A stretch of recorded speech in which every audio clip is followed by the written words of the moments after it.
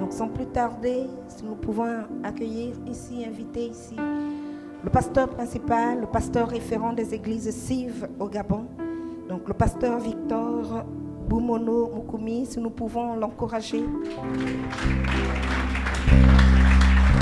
Amen. Alléluia, gloire à Jésus. Est-ce que nous pouvons nous lever à acclamer le Seigneur? Il mérite la louange, l'adoration. Alléluia. Maïda, élève ta voix et prie pour la parole. Prie pour que nos cœurs soient disposés afin de recevoir la parole. Car nous avons vu hier qu'à tous ceux qui l'ont reçu et ceux qui croient en son nom, il leur donne le pouvoir. Ce matin, tu as besoin du pouvoir de Dieu, de l'Esprit de Dieu, la puissance de Dieu, de Christ agissant dans ta vie. Mais pour cela, il y a un raccourci, c'est de recevoir la parole. À tous ceux qui l'ont reçu. Alors, élève ta voix et commence à dire, Seigneur, je reçois la parole. Je reçois la parole. Je reçois dans ma vie. Je donne la primauté à la parole. Je donne la première place à la parole dans ma vie. Je vais obéir à cette parole. Ce matin, je vais te transformer. Car il est écrit que tu envoyas ta parole, elle les guérit et elle les délivra de leurs imperfections. Seigneur, cette parole est réelle. Elle est véritable pour moi ce matin. Je vais être transformé dans le renouvellement de mon intelligence, transformé dans mes pensées, transformé dans mes paroles, transformé dans mon attitude, transformé. Que la lumière brille ce matin et que je vois ce que je ne voyais pas, que j'entende ce que je n'entendais pas, enfin que je vois le chemin. Car toi tu fais un nouveau chemin. Inaugure ce matin un nouveau chemin pour moi. Un chemin de réussite, un chemin de succès, un chemin d'exaucement, un chemin de puissance, un chemin de réalisation par ta parole. Car ta parole est esprit et vie. Et ce matin, elle apporte la vie dans mon être, elle apporte la vie dans mon âme. Là où le diable a sémé la mort, la parole de Dieu ce matin m'apporte la vie Zoé de Dieu qui patrouille et parcourt dans mon être tout entier. Oui, je ne serai plus jamais le même après avoir écouté ta parole, après avoir reçu ta parole, après avoir obéi à ta parole. Ce matin, la parole est le Saint-Esprit agissant dans cette salle. Elle remplit cette salle. Comme au commencement était la parole, et la parole était avec Dieu, et elle était Dieu. Ce matin, ta parole est Dieu dans mon cœur, est Dieu dans cette salle. Ta parole délivre, ta parole restaure, ta parole bénit, ta parole apporte la joie. Ta parole enlève le découragement. Ta parole ouvre une autre perspective de vie. Ta parole ouvre le ciel pour chacun de nous. Ta parole est esprit et vie. Nous recevons ce matin la vie qui est dans la parole. Père, nous ne voulons pas de messages basés sur des discours persuasifs de la sagesse et des enseignements que nous avons reçus. Nous ne voulons pas être des perroquets ce matin à répéter ce qui est écrit. Nous voulons la vie de la parole, l'esprit de la transformation qui transforme la vie de l'être humain, qui le prend du fumier et le place à la table des rois. La parole qui est capable de transporter des vauriens à des véritables héros. La parole qui change l'être humain et nous propulse dans le succès. La parole qui délivre. Père, la parole de Dieu. L'esprit de la parole. C'est évident autour de nous. Il est écrit, vous connaîtrez la vérité. Et la vérité vous rendra libre. Je déclare la liberté de l'esprit, l'âme et le corps ce matin. Les armes avec lesquelles nous combattons, elles ne sont pas charnelles. Et ce matin, nous ramenons toutes les pensées captives à l'obéissance de Christ. Et nous rabaissons tous les murs et les forteresses qui s'érigent dans les cœurs contre la connaissance du véritable Dieu vivant. La chair se tait et la puissance du péché est brisée par la parole. Quelqu'un sort de cet endroit avec la décision de changer de vie, de ne plus pécher, la force et la puissance de l'esprit pour vivre une nouvelle vie.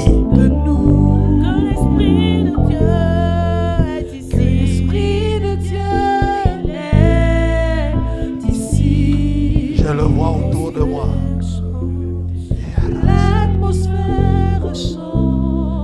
La Bible dit qu'or sans la foi, il est impossible de lui être agréable.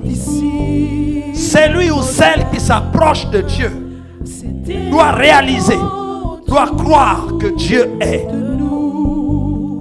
Et il est celui qui récompense ceux qui le cherchent. Ce matin, nous avons besoin de croire que Dieu est là. Nous ne sommes pas dans un culte, dans une maison. Nous sommes devant Dieu. Et Dieu parle par sa parole. Merci Saint-Esprit pour la délivrance.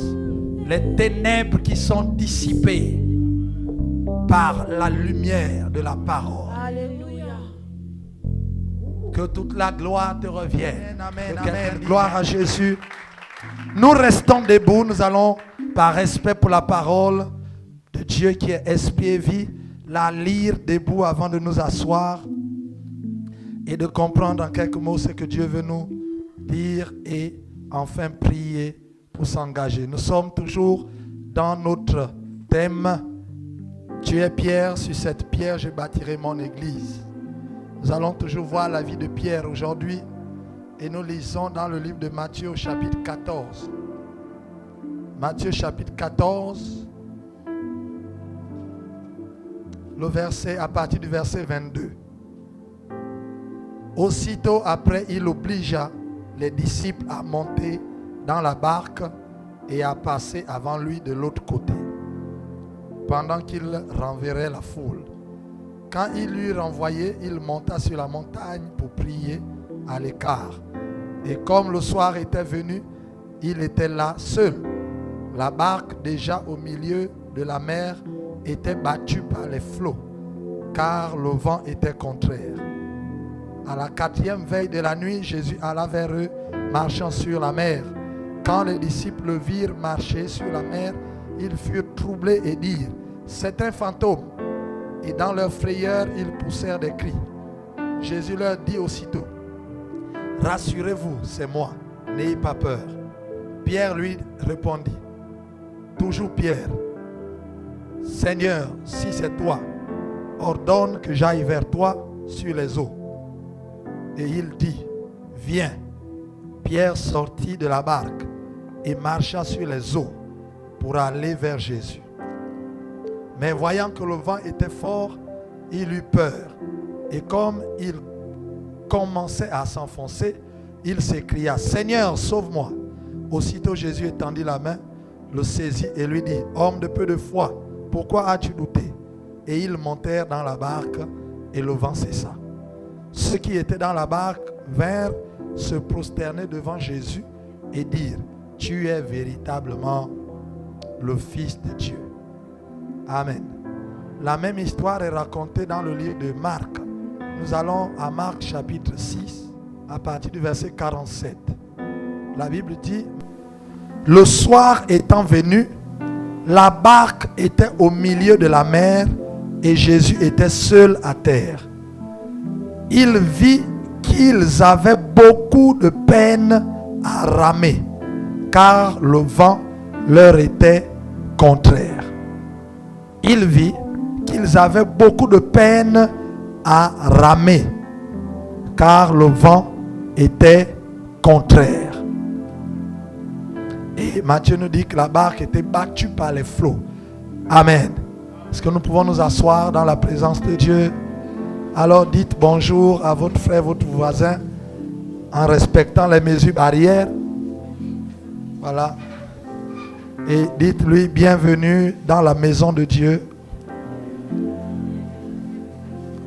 Et bienvenue dans le Saint-Esprit. Alléluia. Voilà une histoire intéressante. Toujours le même Pierre. Nous avons vu, Jésus a dit, tu es Pierre, tu n'es plus Simon. Tu es Pierre. Et sur cette pierre, je bâtirai mon église. Et nous allons voir un peu comment Pierre va se comporter et ce qui va se passer. Un jour, Jésus va dire à ses disciples, allez, pas allons de l'autre bord. Parce que la première fois, il leur avait dit, allons-y de l'autre bord, à Gadara. Et dans la barque, ils dormaient. Et la tempête s'est levée. Mais cette fois-ci, Jésus n'est plus dans la barque. Jésus ne leur dit plus allons. Il dit allez. Allez et avancez. Le temps que je finisse l'œuvre. Et les disciples vont aller. Ils vont commencer à ramer normalement. Et au milieu de la nuit, Jésus, depuis le haut de la montagne, va remarquer que la barque n'avance plus. Et la barque tourne en rond parce qu'il y a les vents qui sont contraires.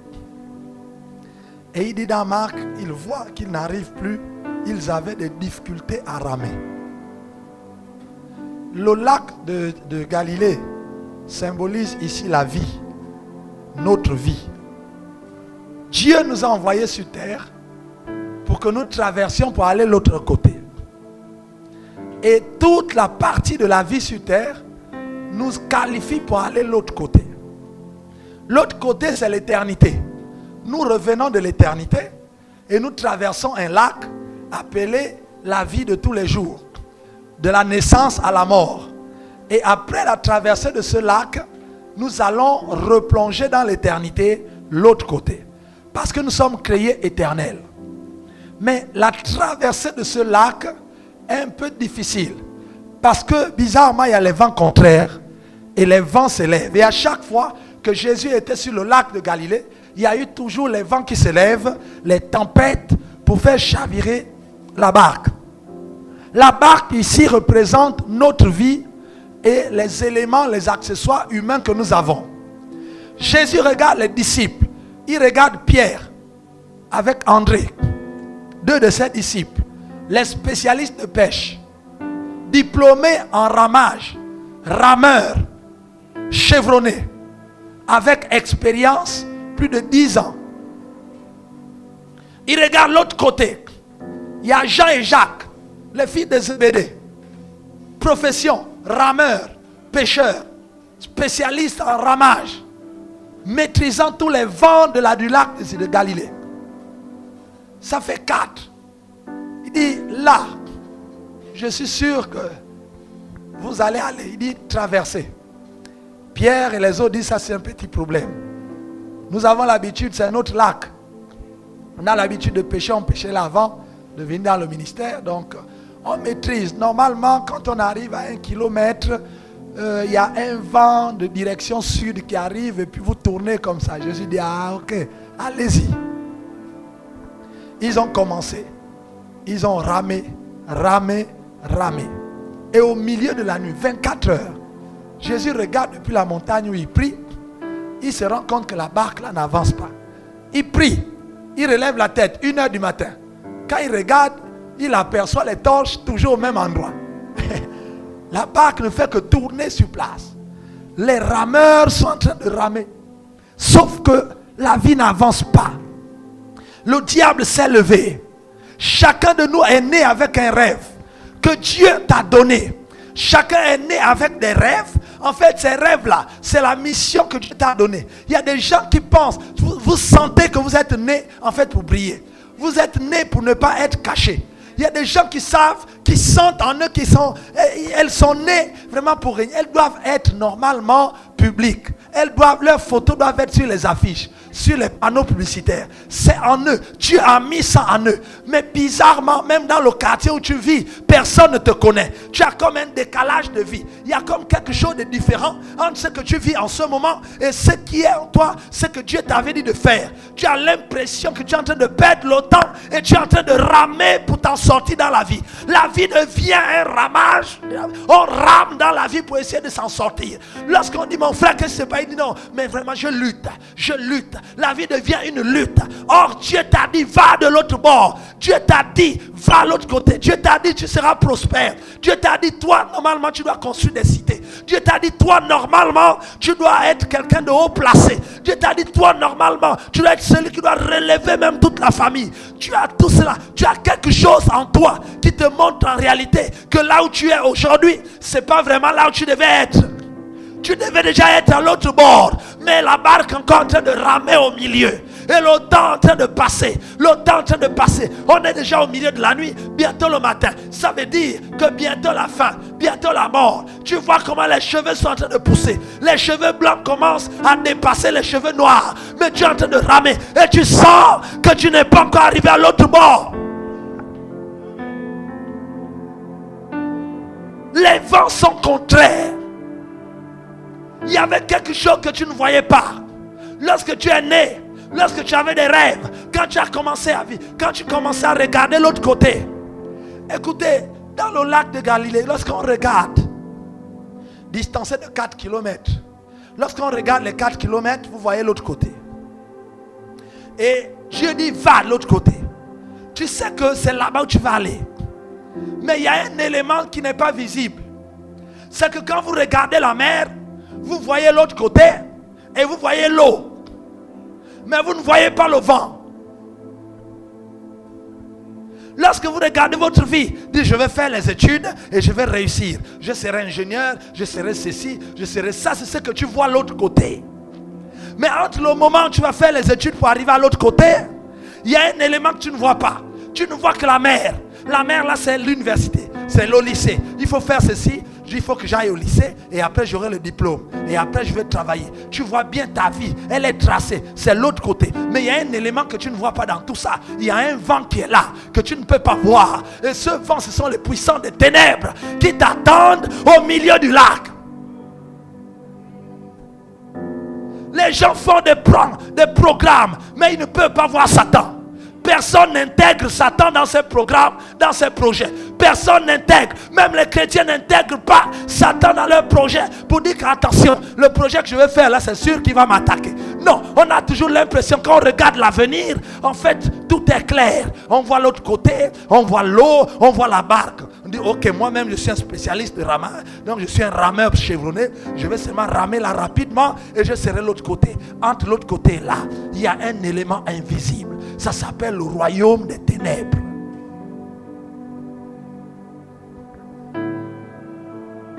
Les gens comptent sur leurs diplômes, comptent sur leurs connaissances, comptent sur leurs parents, comptent sur leur long bras pour essayer d'arriver de l'autre côté.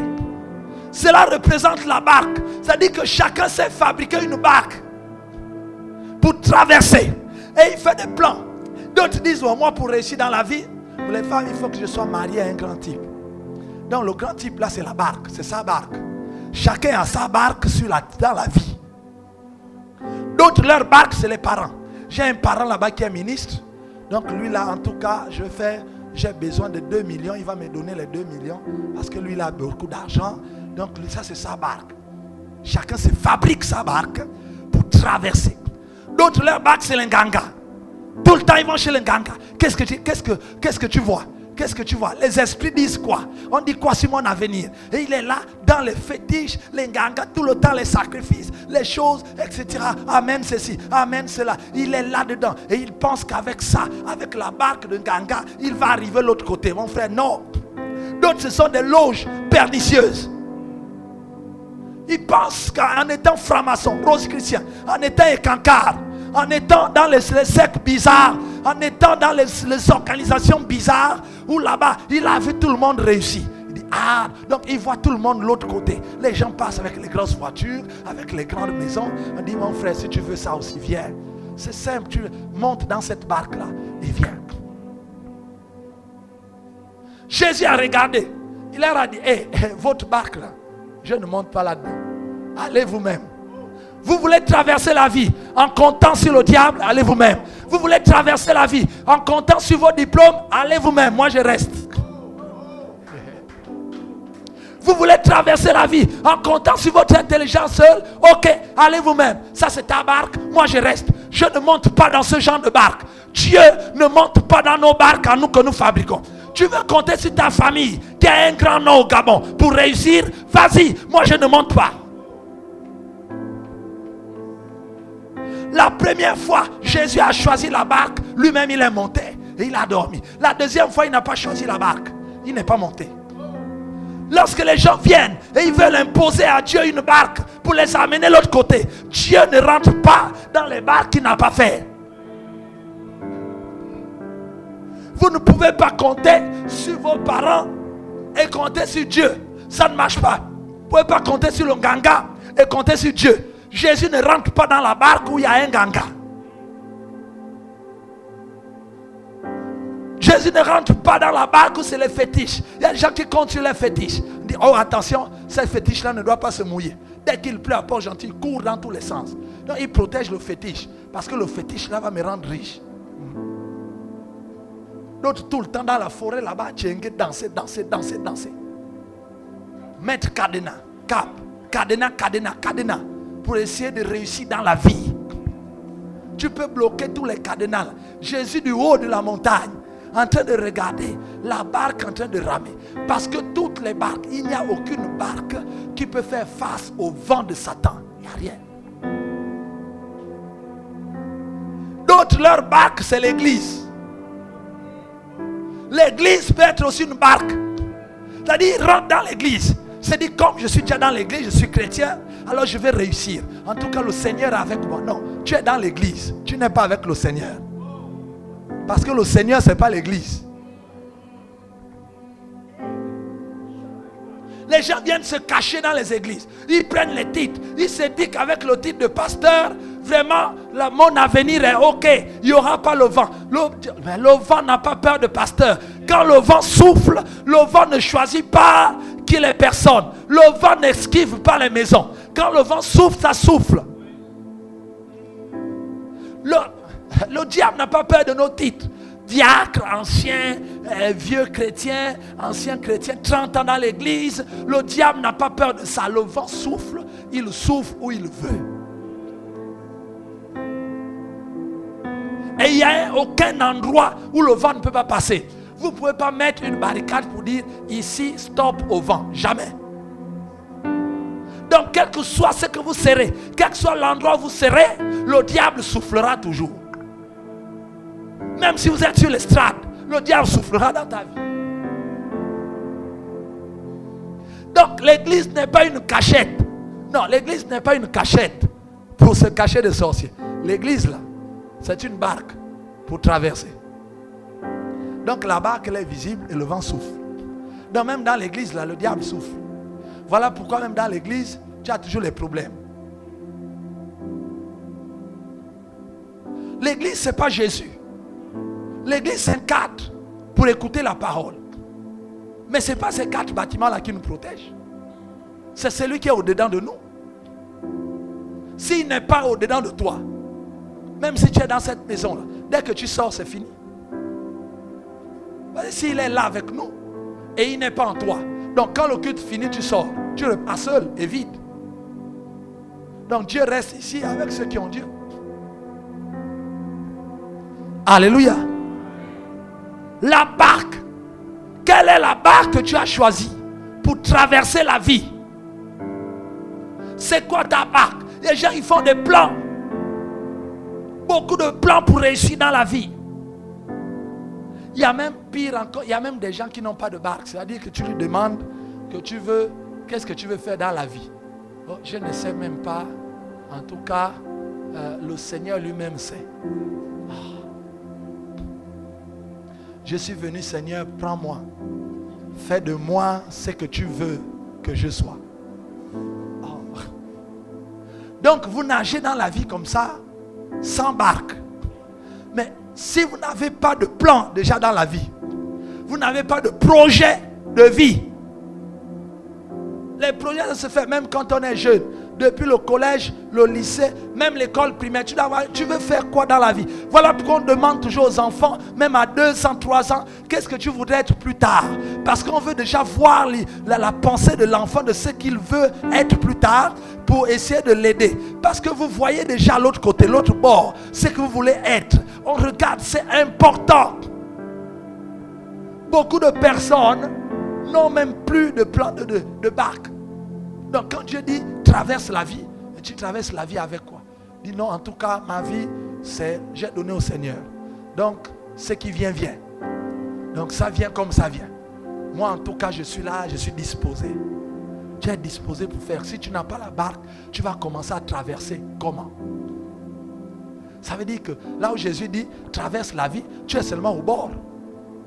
Tu n'as même pas avancé dans la vie. Et c'est très important.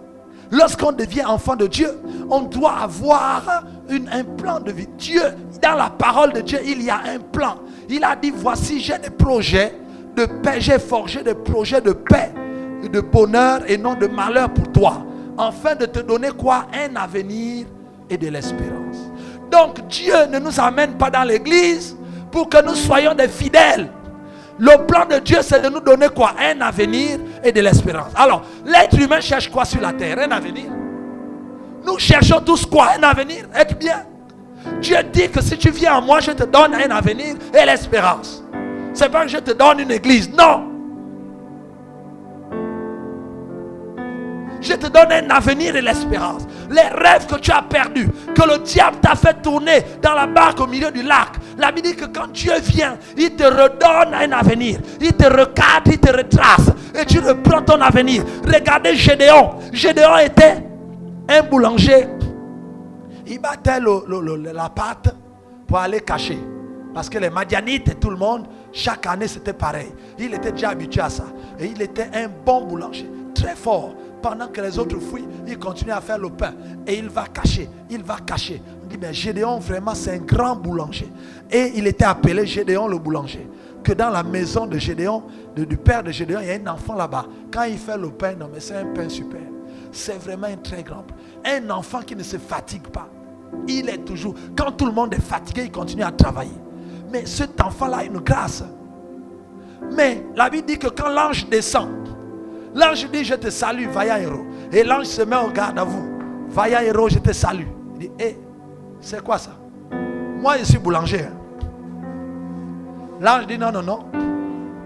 Chez nous au ciel, quand Dieu t'avait envoyé pour traverser la ville, il t'avait donné, il t'avait dit que tu es général de l'armée. Il dit, ah bon? Il dit, oui, tu es général. Donc, dans le ciel là-bas, nous on sait que tu es général. Donc sur la terre, là, ce que tu fais là, nous on ne connaît pas ça. On sait que tu es général. Il est passé de général de l'armée à boulanger. Avec dans la farine. Tout le corps toujours blanc. Dans la farine, transpirant. Voilà quelqu'un qui est un général de l'armée. Que le diable a réussi à rouler dans la farine. Est-ce que quelqu'un me comprend? Et la majorité de nos vies, le diable passe le temps à rouler les gens dans la farine. Et il était convaincu qu'il était boulanger. Même quand Dieu l'annonce que non, toi tu es général. Il dit non mais je n'ai pas fait l'école de guerre. C'est pas, Dieu dit que chez nous au ciel, c'est pas comme ça. C'est que tu es général, tu es général. Si tu te lèves, tu vas voir, tu vas te déployer, tout est en toi. Les écoles de guerre, les choses, tout ça là. En fait, toi, Dieu t'a déjà mis tout ça en toi. Tu n'as plus besoin de faire ça. Tu as seulement besoin de croire que ce que je te dis là, c'est ce que tu es. Et tu verras comment ça va s'accomplir. Gédéon dit non, non, non, non. Le diable était à côté. Le diable n'a pas parlé. Dans cette affaire-là, vous ne voyez pas le diable qui vient dire à l'ange, mais non, lui c'est un boulanger, laisse-le. Non. Le diable a fini de lui rouler la tête avec les mauvaises pensées. Et au point où Gédéon arrive à un point où il n'a plus besoin du diable pour détruire sa propre vie. Le diable a réussi. Donc le diable est tranquille assis. C'est Gédéon lui-même qui dit à Dieu non. Moi en réalité, je ne suis pas général. Parce que pour être général, il faut être d'abord de la tribu de Juda, il faut être ceci. Moi, ma tribu est la plus petite tribu en Israël. Ma famille là, c'est la plus petite famille de toute ma tribu. Et moi que tu dis, je suis le plus petit. Donc je suis le plus petit de la plus petite famille, de la plus petite tribu. Donc 3 fois, c'est-à-dire petit exposant 3. Petit fois petit fois petit. 3 fois petit. Il dit à cause de ça, la réalité mathématique montre que je ne peux pas être général. C'est pas possible. Et beaucoup de gens répondent comme ça à Dieu. Et quand je regarde ma vie, quand je regarde ma famille, je suis pas gentil. Quand je regarde, j'ai raté les études. Après j'ai eu une relation avec quelqu'un, il m'a abandonné avec 2 enfants. Donc j'ai niveau CM2 plus 2 enfants. Je ne fais rien. Donc avec ça, si toi tu dis aujourd'hui que je vais arriver à l'autre bord, quel bord je vais arriver? Moi je suis venu là au culte. Si à la fin du culte, si un frère peut me donner 1000 francs pour prendre le taxi, ça me suffit. Dieu dit non. Vaillant héros. Vaillant héros. Ça, laisse. Et Dieu regarde la situation. Quelle est la situation que tu vis en ce moment? Beaucoup viennent à l'église pour aider à ce qu'on les pousse dans leur barque. Dieu ne veut pas qu'on vous pousse. Et les gens viennent, ils pensent, les chrétiens veulent qu'on les aide par rapport à ce qu'ils font. Ce qu'ils pensent de leur vie là. Ils veulent que l'église les aide à réaliser ce qu'ils pensent pour leur vie. Mais ce que tu penses pour ta vie là, c'est pas sûr que c'est ce que Dieu avait dit. Il y a d'autres, le rêve qu'ils ont, c'est maintenant être manœuvre toute leur vie. Il dit que si le Seigneur peut m'aider à être même manœuvre, moi ça me suffit. C'est pas non. Regarde dans ton cœur. Quand tu regardes, il y a quelque chose qui te dit non. C'est pas ça que tu dois être. Voilà pourquoi il y a une différence entre tes rêves et la réalité. Il y a des gens lorsqu'ils dorment, ils rêvent, il est dans les grandes voitures, ils rêvent, il est dans des grands bâtiments, ils rêvent même qu'il est en train de prêcher devant les foules, les milliers de personnes, ils rêvent qu'il a les jets privés. Et le rêve est tellement beau et joli que ça se transforme même en cauchemar. Ça dit qu'il se réveille, il dit non, non, non, ça ne peut pas être moi. Donc quand il se réveille, là, tu te réveilles, tu retrouves le bruit du ventilateur. Waouh! Tu dis que un moustique d'âme quelque part. Wow, tu dis que non. Ce que j'ai vu dans le rêve là, ça ne peut pas être moi. Ça ne peut pas être moi parce que ma réalité, c'est vraiment là, ma petite chambre. Et quand tu te réveilles, tu oublies même le rêve. Tu dis, même la chambre là, je vais payer ça comment à la fin du mois là. C'est demain, j'ai même pas l'argent pour payer. Et Dieu, vraiment, aie pitié de nous autres. Tu n'as pas. Et le diable, il dit, c'est ça. C'est ça. Tu ne vois pas que Dieu t'a abandonné. Regarde comment tu souffres. Regarde comment Dieu t'a abandonné. Mais Dieu ne t'aime pas. Et tu es là, tu viens à l'église en traînant les pieds. Vraiment, si le Seigneur pouvait faire quelques miracles. Dieu est au-dessus de la montagne. Il te regarde sur le lac, en train de tourner dans la vie, en train de tourner. Et Dieu dit, mais l'enfant là ne voit pas qu'il y a un vent qui l'empêche. Arrête de ramer. Règle d'abord l'affaire du vent. Mais tu continues à ramer. Tu prends l'argent, tu prends le crédit. Parce qu'il faut que tu réussisses. Il faut que tu rames. Quand tu fais le crédit n'arrive pas. Les problèmes arrivent. Tu n'achètes plus ce pourquoi tu as pris le crédit. Tu te retrouves avec 2 dettes. Après tu vas encore 3 dettes, 4 dettes. Tu ne fais que ramer. Et les disciples étaient là, ils disent non, on peut. Les autres disciples, les Matthieu qui étaient les inspecteurs des impôts, et les autres, ils ne savent pas comment on rame. Il dit que Pierre, tu es sûr qu'on va arriver? Il dit non, ramons, ça va aller. Rame seulement côté droit, moi je rame côté gauche, ça va aller. Parce que c'est comme ça qu'on fait. Toutes les méthodes de la vie ne marchent pas contre Satan. Pas possible. Quand Satan a décidé de détruire ta vie, si tu comptes sur ce qui est physique, ça ne marchera pas. Tout tes diplômes, tes formations, tes choses, ça ne marche pas. C'est terrible aujourd'hui de voir. Un jour j'ai vu une grande dame de la République et tout cela. Je passais à 3h du matin, on sortait d'un mariage et on était passé par un cimetière vers Amboé.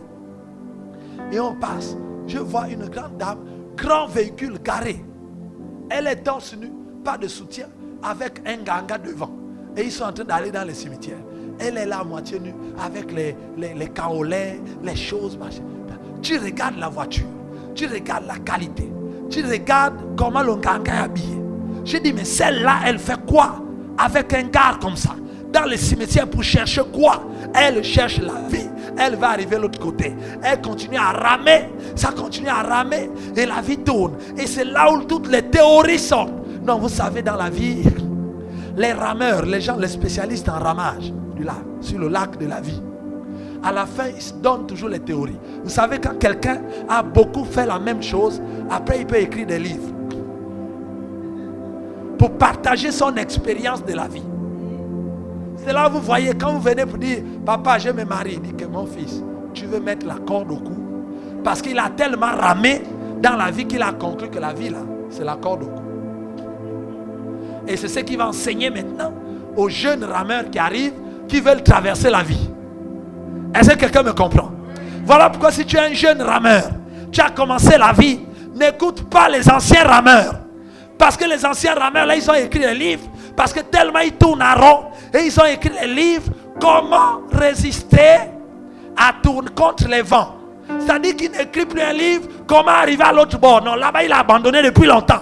Il sait que la vie, c'est fini. Maintenant, comment résister contre le vent en étant sur place pour ne pas chavirer. Mais non, moi je ne suis pas venu pour résister au milieu. Moi je vais aller à l'autre bord. Voilà pourquoi ce n'est pas tous les conseils qu'il faut écouter.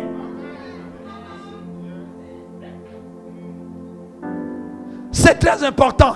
Dans la famille, oh attention, attention ceci, attention. Dès que tu dis non, mais le chef m'a appelé là, il veut me donner une promotion. Ah, ton chef là c'est un franc-maçon. N'accepte pas, ils vont te tuer, ils vont te ceci, ils vont se... Non, dis que lui là, c'est un spécialiste rameur.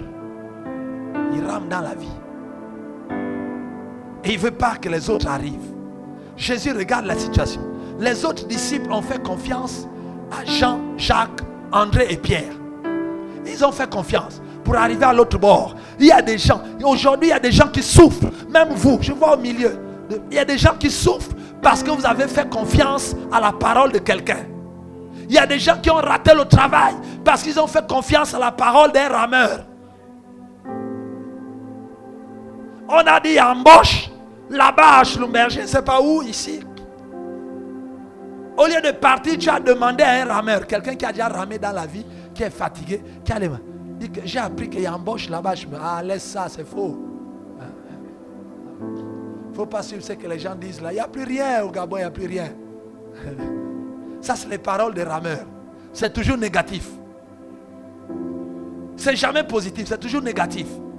Il n'y a plus rien, ça ne marche pas. Ça ne marche pas, moi-même j'étais là-bas, ça ne marche pas. Les choses, non, c'est fini. Là, c'est le licenciement. Non, on n'embauche plus personne. Il ne faut pas suivre ça. Et 2 semaines après, tu vois les autres commencer à travailler. Hey, qu'est-ce qui se passe?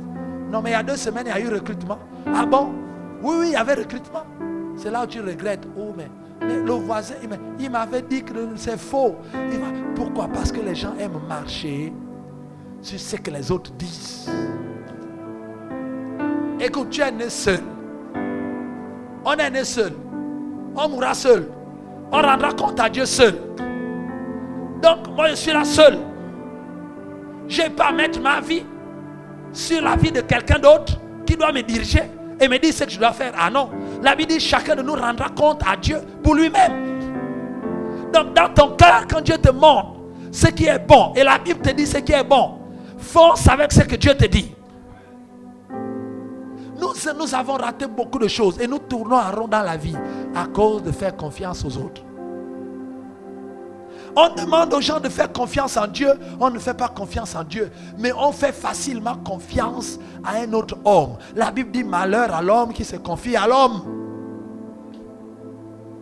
Les chrétiens ne croient pas quand la Bible parle, mais facilement ils croient quand quelqu'un parle. Oh, notre tonton a dit que ça là, ça ne se fait pas. Donc je ne fais pas. Ah bon? Non, on a dit que là-bas c'est les sorciers. Si je pars, on va me tuer. Ah bon? Oui. On a dit ceci. Et les autres disciples étaient là. Ils ont confié leur vie à Pierre, André, Jacques et Jean. Pour dire, c'est vous les rameurs, amenez-nous. Ils ont laissé Jésus. et ils ont confié la vie. Il y a des gens, vous parlez, vous pouvez prêcher l'évangile, ils regardent, ils disent, non, ça là, c'est que le pasteur dit là, c'est vrai. Mais mon grand-père avait dit qu'un homme, normalement, il doit faire ça. Donc c'est la parole du grand-père contre la parole de Jésus. On dit que non, la parole des morts, il ne faut pas faire passer. Avant de mourir, mon grand-père m'a appelé, il m'a dit, toi, tu auras toujours 2 femmes. Il ne faut jamais avoir une seule femme. Après ça, il est mort. Donc la parole du mort, il faut toujours respecter. Je te rappelle que Jésus aussi est mort. Donc si tu respectes la parole du mort, il y a un premier mort qui est mort déjà avant. C'est celle-là qu'il faut d'abord respecter. Est-ce que quelqu'un me comprend? Et Jésus est supérieur au grand-père. Et on fait confiance et on rame dans la vie. Combien de fois vous avez raté des choses parce qu'on a fait confiance aux gens qui nous ont même dribblés? Il te dit non, ça là c'est pas bon. Et 2 semaines après, c'est lui que tu vois là-bas. Très important, mon frère. N'écoutons pas. Non, on ne marche pas dans la vie sur ce que les autres ont dit. Oui, la télé a dit. Ils ont dit que. Ils ont dit que. Ils ont dit que. Tu es sûr que Dieu t'a envoyé sur la terre là pour ils ont dit que. Jamais. Si on me dit il n'y a pas d'embauche, je dis ok, moi-même j'irai voir. Parce que je ne suis pas comme les autres. Je suis un enfant de Dieu. Là où les portes sont fermées pour les autres, pour moi c'est pas pareil. J'ai un autre statut. Je ne dois pas m'identifier à tout le monde. Dans la famille, j'ai les grandes soeurs, les grands frères, les petits frères, mais je suis enfant de Dieu. Donc si lui, ça n'a pas marché, c'est pas pareil que moi. Je suis un enfant de Dieu. Donc lorsqu'on dit, il n'y a pas d'embauche, je dis, ok, moi-même, j'irai voir. Et je cogne moi-même, coco, oui. Il y a embauche, on me dit non, là je reviens. Parce que moi-même, j'ai vérifié, j'ai expérimenté. On ne vit pas sur la barre de ce que les autres ont dit. Ne laisse pas quelqu'un d'autre ramer ta barque. Bouge dans la vie. Oh, on ne m'a pas fait ceci. On ne m'a pas fait cela. On n'a pas ramé ma barque pour que j'arrive. Qui va ramer ta barque? C'est toi-même. Oui, je n'ai pas réussi parce que les parents ne m'ont pas aidé. Parce que bon, les parents, ils t'ont déjà fait naître. C'est déjà bon. Ça au moins, ça c'est déjà bon. Donc tout le reste là, s'ils n'ont pas fait, le fait que tu sois vivant, c'est déjà bon. Donc, au lieu de dire que les parents, non, c'est les parents, à cause des parents, ils ne m'ont pas financé, ils ne m'ont pas fait cela, ils n'ont pas fait, les parents des autres, ils ont fait ça, ils ont fait ça, ils ont fait ça. Mais quels parents des autres? Mon frère, ce sont les seuls parents que tu peux avoir. Il n'y a pas d'autres parents. Laissez les parents tranquilles, ils ont fait ce qu'ils ont pu avec ce qu'ils connaissaient et ce qu'ils savaient. Maintenant que toi tu es arrivé sur la terre, qu'est-ce que toi-même tu fais? Laisse les parents.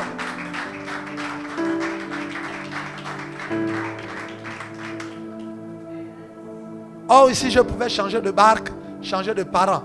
C'est la barque des autres là-bas. Il y a des parents qui ont des grands noms, ils sont riches, ils sont ceci, paresseux. Ça c'est de la paresse, parce que les parents qui sont riches là, leur arrière-grand-père aussi était pauvre et il a travaillé pour que la famille aujourd'hui soit ça.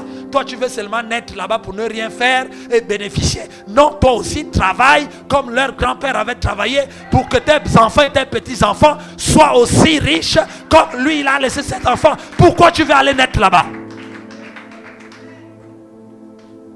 Il y a des gens qui abandonnent leur barque, leur maison, leur famille. Ils ne vivent plus que chez le copain, chez la copine, chez le camarade. Parce que les parents du camarade sont riches. Donc ils sont là et ils croient que lui aussi il est déjà riche parce qu'il est dans la maison des riches. Non mon frère, tu dois te battre. Il y a ta barque à côté. Laisse la barque des autres, viens. Dieu t'a dit va de l'autre bord. Tu dois arriver. Tu dois arriver. Les parents que tu as, tu ne pouvais pas avoir d'autres parents. Ton existence est liée à ces parents-là. Donc, dire à Dieu que pourquoi je suis né dans cette famille, c'est une insulte à Dieu. Tu es en train de dire à Dieu qu'il s'est trompé. Or, Dieu est parfait. Il est saint. Il est juste et équitable. Il ne se trompe jamais. Donc, dire que pourquoi je suis né dans cette famille, tu es en train d'accuser Dieu de s'être trompé sur toi. Parce que les parents que tu as, tu ne pouvais avoir que ces parents-là. Parenthèse. Lorsque tu es né, tu existais déjà dans le ciel. En Dieu. Avant de venir sur la terre. Et là-bas, Dieu t'avait déjà créé. Parce qu'il a d'abord créé les esprits. Tu existais déjà en esprit chez Dieu. Et tu avais déjà ton caractère, ton tempérament et ton comportement créé par Dieu. Dieu regarde sur la terre. Il veut faire venir des âmes sur la terre. Il regarde quels sont les parents. Quel est l'homme et la femme qu'il peut mélanger. Qu'en mélangeant leurs deux caractères, en mélangeant leurs deux personnalités, reconstitue exactement ce que toi tu es déjà spirituellement. Est-ce que quelqu'un me comprend? Donc ta naissance est un casting céleste. Ce que Dieu a fait, c'est que Dieu a fait les croisements, a essayé les croisements de toutes les femmes du monde, de l'époque de l'année où tu es né, et de tous les hommes du monde, pour reconstituer exactement ton caractère et ta personnalité. Parce que pour arriver physiquement sur la terre, il fallait qu'il prenne un peu chez l'homme, un peu chez la femme et mélanger. C'est les gènes pour reconstituer exactement toi tel qu'il t'a créé. Donc on essaie. Lorsque tu es né, Dieu a pris une chinoise à mélanger avec un américain. Ça fait 50% de toi. Dieu dit non, ça c'est pas bon. Il a pris une gabonaise plus un camerounais. Il a mélangé. Ça fait 25% de ce que tu es sur dans les cieux. Il dit non, non, ça c'est pas bon. Il a fait des croisements, casting dans le laboratoire céleste de tous les gens.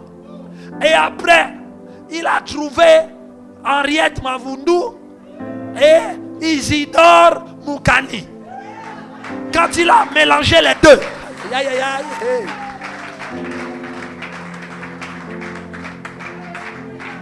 quand il a mélangé les deux, ça fait 100% de toi. C'est-à-dire que Dieu a retrouvé en les mélangeant exactement ton caractère, ta personnalité, telle que tu existes dans les cieux.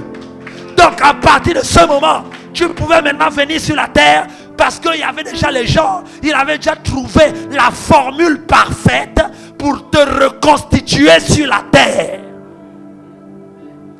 Donc le casting des parents n'est pas lié à leur richesse, n'est pas lié à leur bien-être, est lié à ta reconstitution. Ça veut dire que sans ces deux personnes-là, tu ne pouvais jamais venir sur la terre. Voilà pourquoi Dieu les a choisis. Il ne les a pas choisis à cause de la richesse, à cause de quoi que ce soit.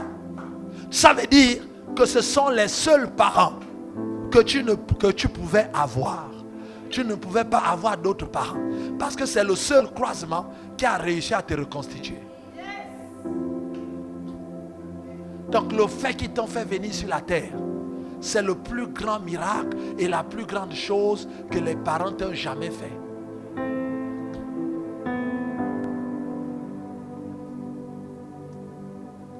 Donc les parents que tu as, ce sont les parents que tu devais avoir. Ce sont les parents que tu aurais pu avoir. Ce sont les parents que tu auras. Ce sont les parents qui seront tes parents. Tu peux les conjuguer au passé, au présent, à l'avenir. C'est les seuls. Dieu n'a pas d'autres parents pour toi.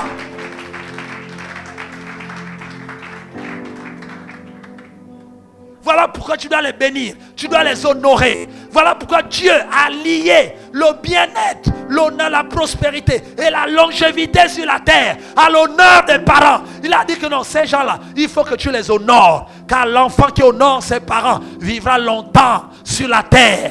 Il vivra longtemps sur la terre. Enfants, obéissez à vos parents selon le Seigneur, car cela est juste, afin que tu vives longtemps sur la terre. Honore ton père et ta mère, afin que tu vives longtemps sur la terre. Parenthèse, Dieu n'a pas dit honore ton père qui est bien et n'honore pas ta mère qui est sorcière. Non, il a dit honore ton père et ta mère, afin que tu vives longtemps. Donc même si tes parents sont des sorciers, si tu les honores, Dieu te fait vivre longtemps.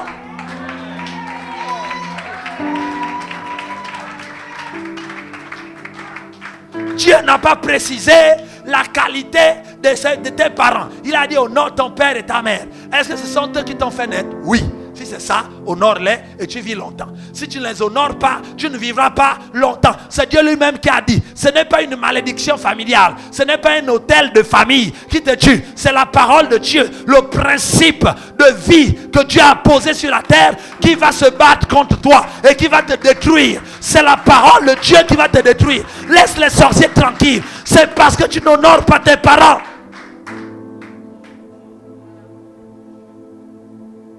Sous prétexte que c'est des sorciers. Et tu vas dans les églises pour prier contre les parents. Tes propres parents, tu élèves des prières pour envoyer le feu sur ton père et ta mère. Alors que la Bible dit, honore ton père et ta mère. Afin que tu vives longtemps, tu leur envoies le feu. Et tu veux vivre longtemps et tu veux réussir dans la vie.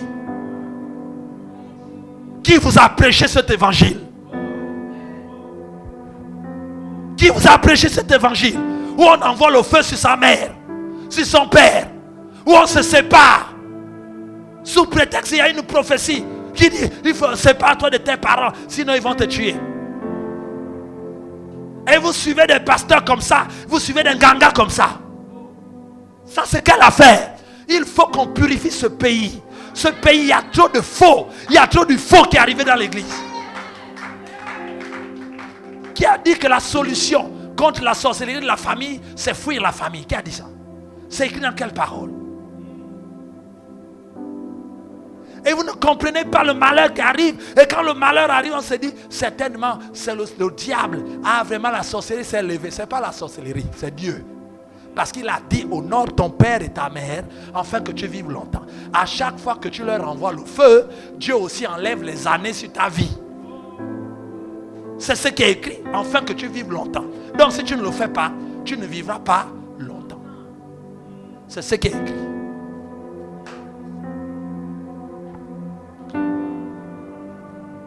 Alléluia.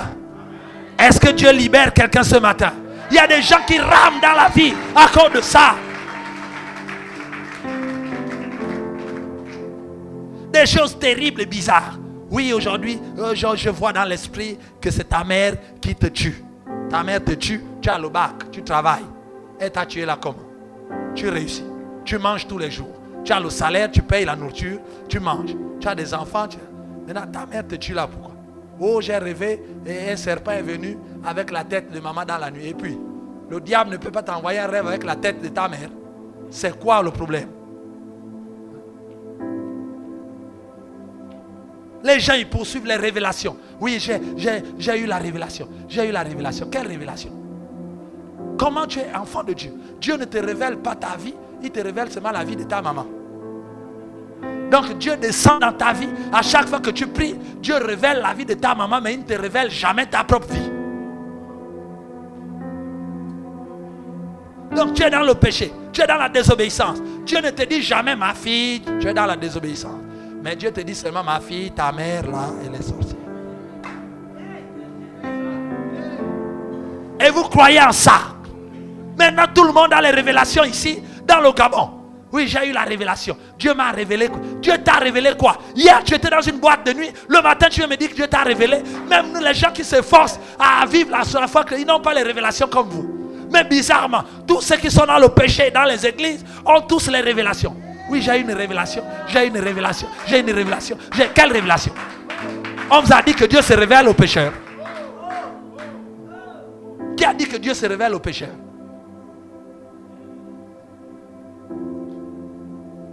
Oh, vous savez, Dieu parle tantôt d'une manière, tantôt d'une autre. Quel tantôt? Dieu ne parle tantôt d'une manière, tantôt d'une autre. C'est fini. Ça, c'était avant, avec Job. Parce qu'à l'époque, Christ n'était pas encore venu. C'est ce qu'on a vu dans la semaine.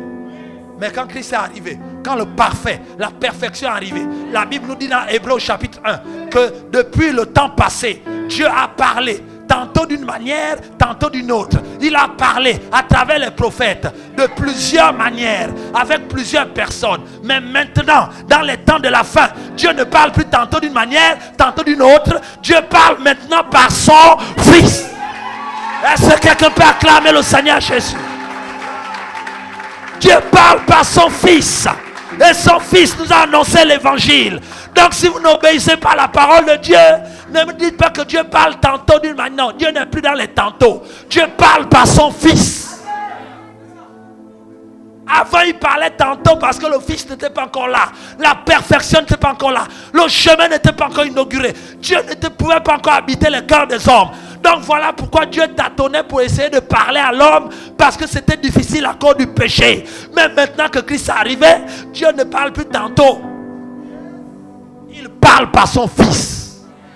Hébreu nous le dit.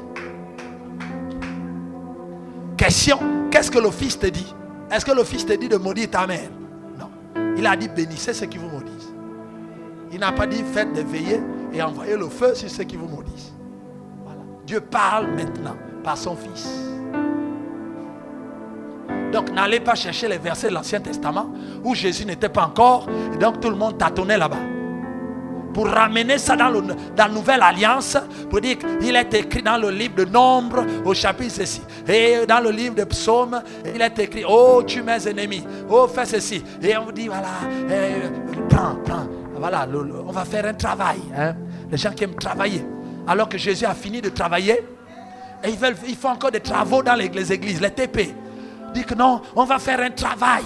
Un travail, donc, tous les 3 heures du matin, il faut lire Psaume chapitre 158 et à 24 heures. Et les gens sont là en train de lire les versets qui concernent la période où Jésus n'était pas encore arrivé, où le diable n'était pas encore détruit, où le royaume des ténèbres n'était pas encore condamné, où Jésus n'avait pas encore vaincu.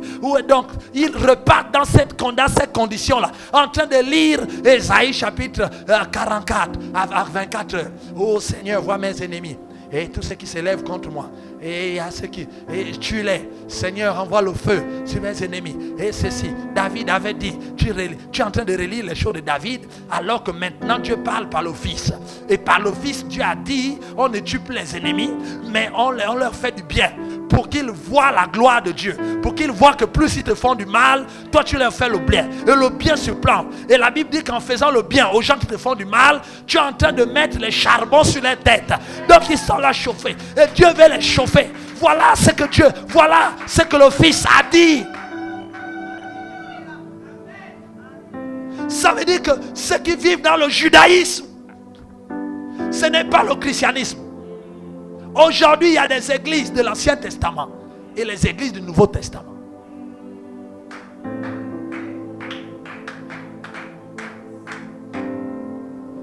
Mais c'est pas grave. Les gens restent là-dedans parce que ça marche. Oui, c'est normal que ça marche. Parce que c'est un testament. C'est la parole de Dieu. La parole de Dieu ne passe pas. Elle est éternelle. Donc si vous obéissez à ce qui est écrit dans l'Ancien Testament, vous aurez les résultats de l'Ancien Testament. C'est normal. Ça c'est normal, puis c'est la parole de Dieu. Et les gens voient que comme ça marche, donc ça veut dire que c'est ça la vie chrétienne. C'est pas ça la vie chrétienne. Vous êtes en train de vivre la vie d'Abraham. Vous êtes en train de vivre la vie de Moïse. Vous êtes en train de vivre la vie des gens de l'Ancien Testament. C'est pas la vie chrétienne. Voilà pourquoi le diable semble toujours fort. Parce que dans l'Ancien Testament ne détruit pas le diable.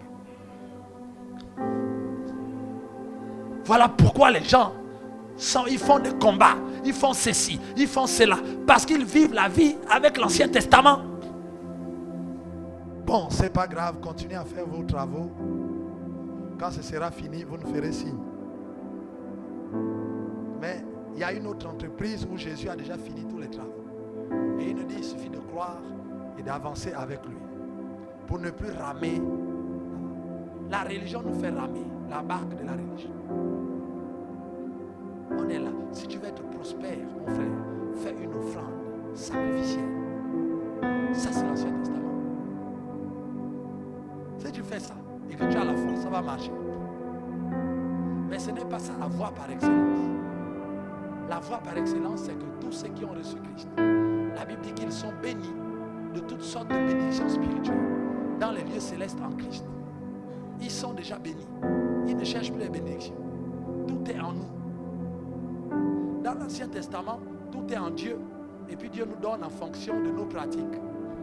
Dans le Nouveau Testament, la Nouvelle Alliance plutôt, tout est en nous. Ce n'est plus en Dieu. On ne va plus chercher là-bas. On déploie maintenant ce qui est en nous. Deux dispensations différentes. Beaucoup de chrétiens aujourd'hui vivent dans l'ancienne alliance, où ils font des choses pour que Dieu leur donne. Dans la nouvelle alliance, Dieu ne donne plus les choses. Nous, on déploie ce que Dieu nous a déjà donné. Donc, mon frère, dans la nouvelle alliance, quand je donne les dîmes et les offrandes, c'est plus pour que Dieu me donne. Ça, c'est l'ancienne alliance. Dans la nouvelle alliance, je donne mes dîmes et les offrandes en reconnaissance à Dieu pour ce qu'il m'a donné. C'est deux choses différentes. C'est très important. Et on nous mélange tout ça. Et la barque continue à tourner à rond. À un moment donné, tu as fait tout ce que la religion t'a dit. Oh, on dit prie à 24 heures, tu as prié. Prie à ceci, tu as fait. Oh, mets ceci, tu as mis. Et enlève les chaussures, tu as enlevé. Oh, on prie maintenant debout, tu as fait. On prie maintenant avec bougie, tu as fait. Oh, on prie tout ceci, on dit, on récite maintenant notre Père qui est aux cieux, tu as fait. Je vous salue Marie, tu as fait. On fait beaucoup de choses, tu as fait tout cela. À la fin, tu te rends compte qu'en fait, je ne suis pas encore arrivé. J'ai l'impression que je tourne. Je tourne. Et la barque est en train de prendre, et tu es en train de perdre du temps. Et le diable souffle. Il souffle. Et tu perds le temps. Et à la fin, on devient aigri. Soit on abandonne Dieu, soit on accepte d'être religieux. Donc ça devient maintenant l'habitude. Avec le langage chrétien, alléluia, amen. Oh, gloire à Dieu. Oh, shalom. Alléluia, gloire, puissance, onction, ceci. Non, ce n'est pas tout ça. Nous, tout ce qu'on veut, est-ce que ta vie avance? Est-ce que tu avances dans ta destinée prophétique? Est-ce qu'il y a les vents contraires, tu arrives à les dompter et passer? À quel niveau est ta barque? À quel niveau? Jésus regarde, il dit, mais ces enfants-là, bon, je vais marcher vers eux. Il arrive. Il marche sur l'eau, dans la tempête. Et il arrive près d'eux. Les disciples regardent. Ah, on sait qu'un homme ne peut pas marcher sur l'eau. Donc, celui qui marche, c'est un fantôme. C'est un fantôme. La définition d'un fantôme, un peu, en fait, c'est comme un homme, on ne sait pas s'il est mort ou vivant. Bon, il était mort, maintenant il revient. Bon, de temps en temps, parfois il fait bouger les assiettes dans la cuisine. Vous réveillez, il disparaît. Donc, c'est en même temps un homme, il est mort vivant, vivant mort, donc on ne sait pas trop. Donc c'est un esprit, il est là, il fait mal et il fait peur à tout le monde. Ça c'est un fantôme. C'est-à-dire un fantôme ne connaît pas réellement notre vie. Il est dans notre monde, mais il n'est pas vraiment dans notre monde. Il est dans l'au-delà, mais il n'est pas vraiment dans l'au-delà. Donc il est là, c'est un fantôme. Il a l'apparence d'un homme, mais il ne mange pas, il n'a pas nos problèmes. C'est un fantôme. Un fantôme, ce n'est pas un monstre. Un fantôme, ce n'est pas un démon. C'est un être humain qui est mort et l'esprit va comme un fantôme. Voilà. Bon, ça, je ne vous apprends pas. Vous connaissez les fantômes qui sont dans vos familles.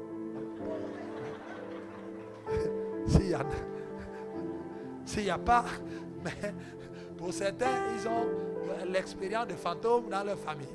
Donc le fantôme, là, c'est ce qu'ils ont dit de Jésus.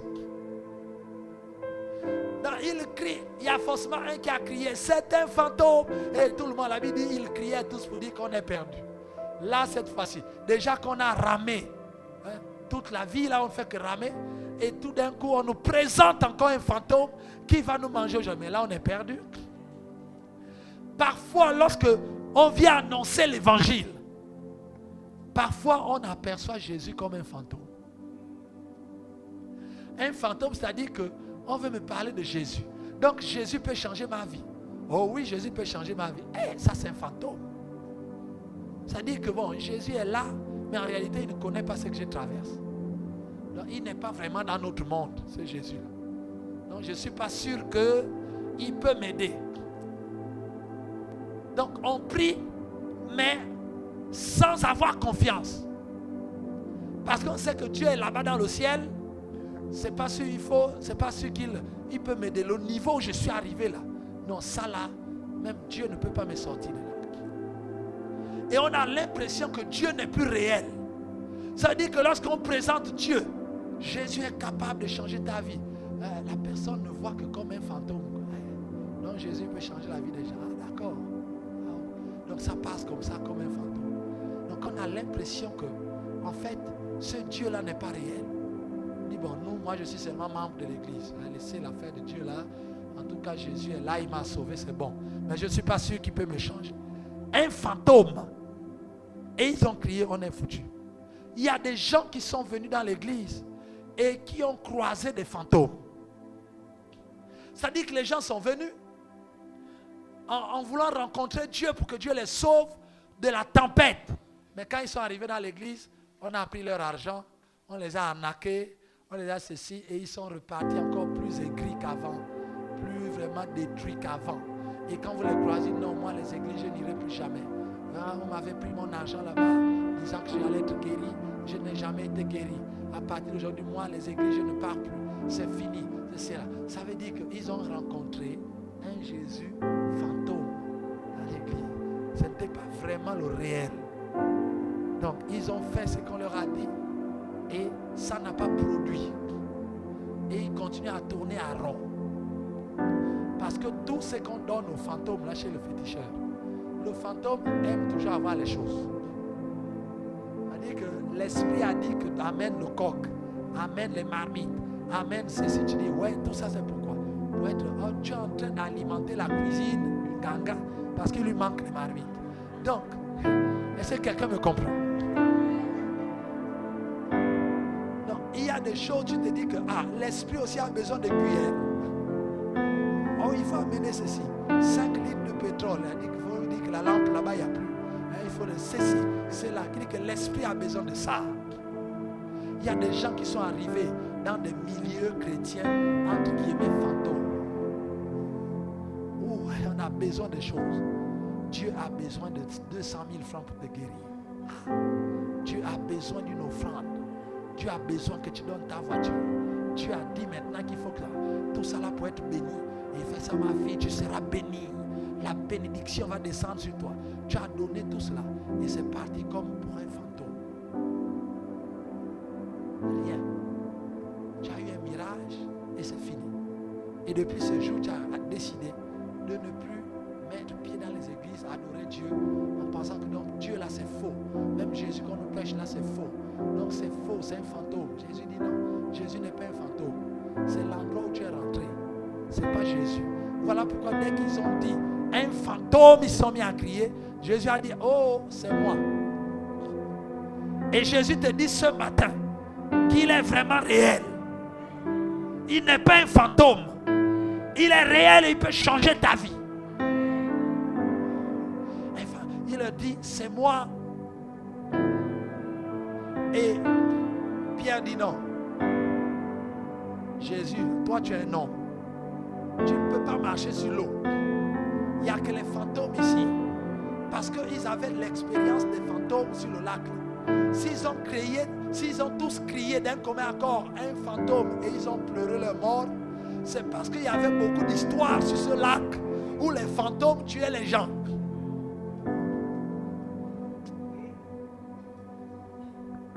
Comment ils peuvent crier un fantôme comme ça là, la volée? C'est parce que ce lac-là avait une histoire de fantômes. Certainement, tu as eu une histoire avec les églises. Tu as eu une histoire dans ta famille qui t'a montré que Dieu est un fantôme. Tu as peut-être des raisons de m'expliquer que ce que vous faites à l'église c'est faux. Parce que moi j'ai croisé une église fantôme, un Dieu fantôme. Je ne suis pas contre toi. Les apôtres aussi et les disciples avaient aussi vécu des histoires de fantômes sur le même lac. Mais cette fois-ci, et je te dis ce matin que cette fois-ci, je ne suis pas en train de te présenter un fantôme. C'est bel et bien Jésus de Nazareth, le vivant, c'est lui qui change les vies des gens.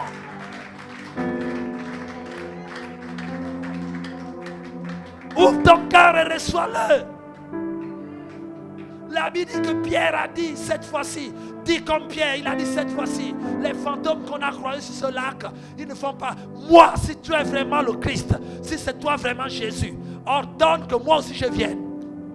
Parce que toi aussi tu es fait de chair et de sang comme moi.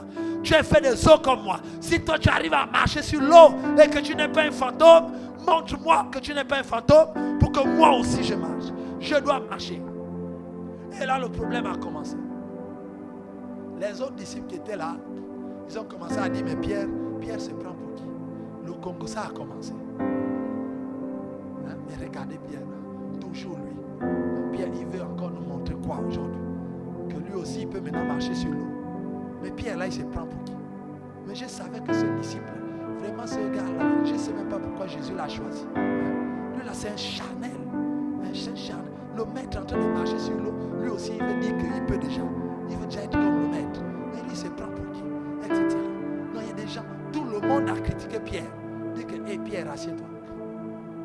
André, le frère de Pierre, a mené l'aspect familial. Il dit que, hé mon grand frère, tu sais que notre père nous a fait, on n'est que deux. Faut pas aller mourir dans les histoires d'église là. Parce que là où tu es en train de suivre Jésus maintenant sur l'eau, tu vas te noyer. Moi je vais raconter comment aux parents. Vos shows d'église là, comme ce que les gens vous disent. Ah bon, il y a une nouvelle église qui est arrivée, oui. Donc tu vas là-bas au culte, oui. Ah attention. Vos shows d'église là, je sais qu'après c'est la folie, après vous perdez les attention avec vos petites églises là de sorciers. Attention, ça c'est ce qu'André a dit à Pierre. Et attention, on n'est que deux. Il ne faut pas que tu meurs là-bas. Ne va pas. Tu vois qu'on est nombreux dans la barque. On est nombreux dans la vie. Tu es sûr que c'est toi que Dieu veut appeler. Comme les gens disent, nous tous on prie Dieu, non? Nous on est catholiques. Nous on est nés de protestants. On est dans telle église. Toi tu veux maintenant aller prier Dieu là, tu connais. Tu veux mourir ou quoi? Tu ne connais pas les histoires qui se passent ici à Port-Gentil, des choses qui se passent dans vos églises là.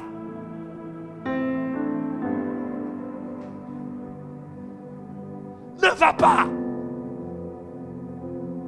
Ne va pas. Si tu es vraiment mon grand frère, je te dis, tu ne bouges pas. Tu me vois, moi je ne bouge pas. On n'est pas les seuls disciples. Nous ne sommes pas les seuls dans cette barque. Nous ne sommes pas les seuls qui souffrent ici à Port-Gentil. Nous ne sommes pas les seuls qui avons des problèmes ici. Donc toi là, ne va pas. Il y a d'autres disciples. Si les gens veulent marcher, et que les autres n'ont qu'à aller. Nous on reste, on n'est pas nombreux. Laisse les Zébédée, ils vont partir. Nous, il faut attendre. C'est pas les choses là. Il faut d'abord, quand ils vont marcher, nous aussi on va aller. Il ne faut jamais les choses de Dieu là. Parce que ça là, c'est pas bon. L'eau là, l'eau fait noyer les gens. Pierre a regardé. Il a dit non. Moi je vais marcher. Tu as besoin de courage. Tu as besoin de se dire, moi je veux. Et pour cela, tu dois te sortir des pensées des autres. Parce que quand quelqu'un va vers Jésus pour son miracle, il y a toujours des gens qui s'opposent. Toute une barque était opposée. Pourquoi? Parce qu'ils étaient contents d'avoir Pierre avec eux dans la barque. Parce que Pierre les aidait à ramer. Parce que Pierre les aidait à faire les choses. Les gens ont besoin de toi pour avoir leur vie, pour les aider dans leur vie. Les gens ont pris ton prix pour les aider à ramer. Ils sont contents de te voir ramer comme eux. Les gens sont contents de voir les autres avec les mêmes problèmes qu'eux. Comme ça, il s'est dit, je ne suis pas seul. En tout cas, nous tous, nous sommes pareils. Le monde, les gens aiment voir les autres souffrir. Quand quelqu'un souffre, regardez le copinage. Regardez le copinage dans la vie. C'est en fonction de la vie. Les riches sont copains aux riches. Les pauvres sont copains aux pauvres. Les non-mariés sont copines entre elles. Et les mariés sont copines entre elles. Les choses sont ceci. Des copines, lorsque vous n'êtes pas mariés, vous racontez des choses, voilà, pour critiquer les femmes mariées. Et vous vous racontez vos propres galères, parce que vous êtes ensemble. Ah vraiment, je suis seul. Ah moi aussi ma copine, je suis seul aussi vraiment. Ah la vie là, vraiment, si Dieu peut nous aider. Et vous êtes copines. Donc quand on dit c'est ma copine, c'est parce que vous traversez les mêmes choses. Vous ne pouvez pas avoir une copine qui a des choses que vous n'avez pas, que vous voulez avoir. Ça va mal se passer. Donc les gens sont toujours ensemble parce qu'ils partagent la même barque. Ils ont la même rame. Ils rament ensemble. Ils ont l'expérience du ramage de leur vie. Les gens sont avec toi parce que tu les confortes dans leur position. Quand ils voient, ils disent, ah, ma vie ne marche pas. Oui, mais chez la sœur aussi, ça ne marche pas. Donc vraiment, et ma sœur, vraiment, viens prier ensemble, nous autres là, les choses qui ne marchent pas. Voilà. Le jour où tu viendras ici devant pour faire le témoignage, pour dire que Dieu m'a rendu riche et tu as quitté la pauvreté, tu verras que la sœur en question ne sera plus avec toi. Elle va commencer à te critiquer. Oui, depuis qu'elle a eu l'argent, elle veut maintenant se prendre pour qui? Depuis qu'elle s'est mariée, elle veut... S'il suffit que tu lui dises, non, là je dois m'occuper de mon mari, je ne peux plus venir parler avec toi et c'est fini. Oui, Depuis qu'elle est mariée, maintenant elle se prend pour qui? Elle se prend maintenant pour la plus belle. Elle se prend maintenant pour la plus... Elle est maintenant arrivée, c'est fini. Votre amitié là va s'arrêter là. Le jour que mon frère, tu vas trouver le travail, tous tes amis chômeurs avec qui vous racontez toute la journée au carrefour, en train de critiquer les voitures, des gens qui passent, et en train de faire tout le Gabon. Vous refaites tout le Gabon, vous refaites tout le gouvernement, vous changez même les ministres là au carrefour, vous refaites tout, vous changez les maires de Port-Gentil, vous changez tout, vous êtes là au carrefour, frère. Vous refaites toute la vie, vous refaites tout le Gabon. Après vous séparez, vous allez dormir. Le lendemain vous revenez. Le jour que tu ne viendras plus. Et quand les autres vont t'appeler, je dis non, j'ai trouvé un travail, je suis maintenant occupé. Quand je reviens du boulot, je suis fatigué, il faut que je me repose. Tes mêmes copains là, comme tu ne rames plus avec eux, ils vont commencer à te critiquer. Comme les gens commencent à critiquer Pierre. Que Pierre veut maintenant sortir de la barque, tu ne sors pas. Nous allons tous rester dans la barque de la pauvreté. Nous allons tous rester dans la barque du manque, dans la barque du célibat. Dans la barque, je t'interdis de sortir, sinon tu vas mourir. Les gens t'interdiront toujours de sortir de la barque parce que ça les plaît de te voir.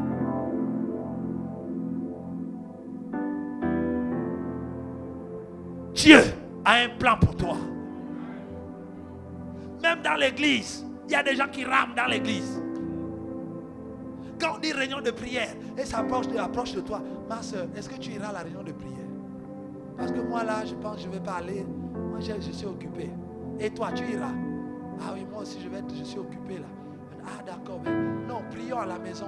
On se revoit dimanche. Tu as besoin de dire non. Je sors de cette barque. Quand le prédicateur prêche, il y a toujours les gens derrière qui parlent ou après le culte. Il y a toujours des prédicateurs à la fin du culte. Vous allez les entendre à la fin du culte. Ils sortent, ah, c'est que le pasteur a dit là. Toi, tu as accompli ça comment? Parce que quand le pasteur parlait, le Seigneur m'a ouvert vraiment la porte du ciel et j'ai eu une autre révélation. En fait, c'est que le pasteur a dit là, Dieu m'avait déjà montré plus. Voilà. Le message que le pasteur a prêché là, Dieu m'a montré ça il y a 2 semaines. Sauf qu'il y a 2 semaines que Dieu t'a montré ça, on n'a rien vu dans ta vie, rien. Tu te souviens seulement aujourd'hui parce qu'on prêche. Mon frère, ça c'est les gens qui veulent te faire ramer. Détourne-toi de lui. Laisse-lui ramer.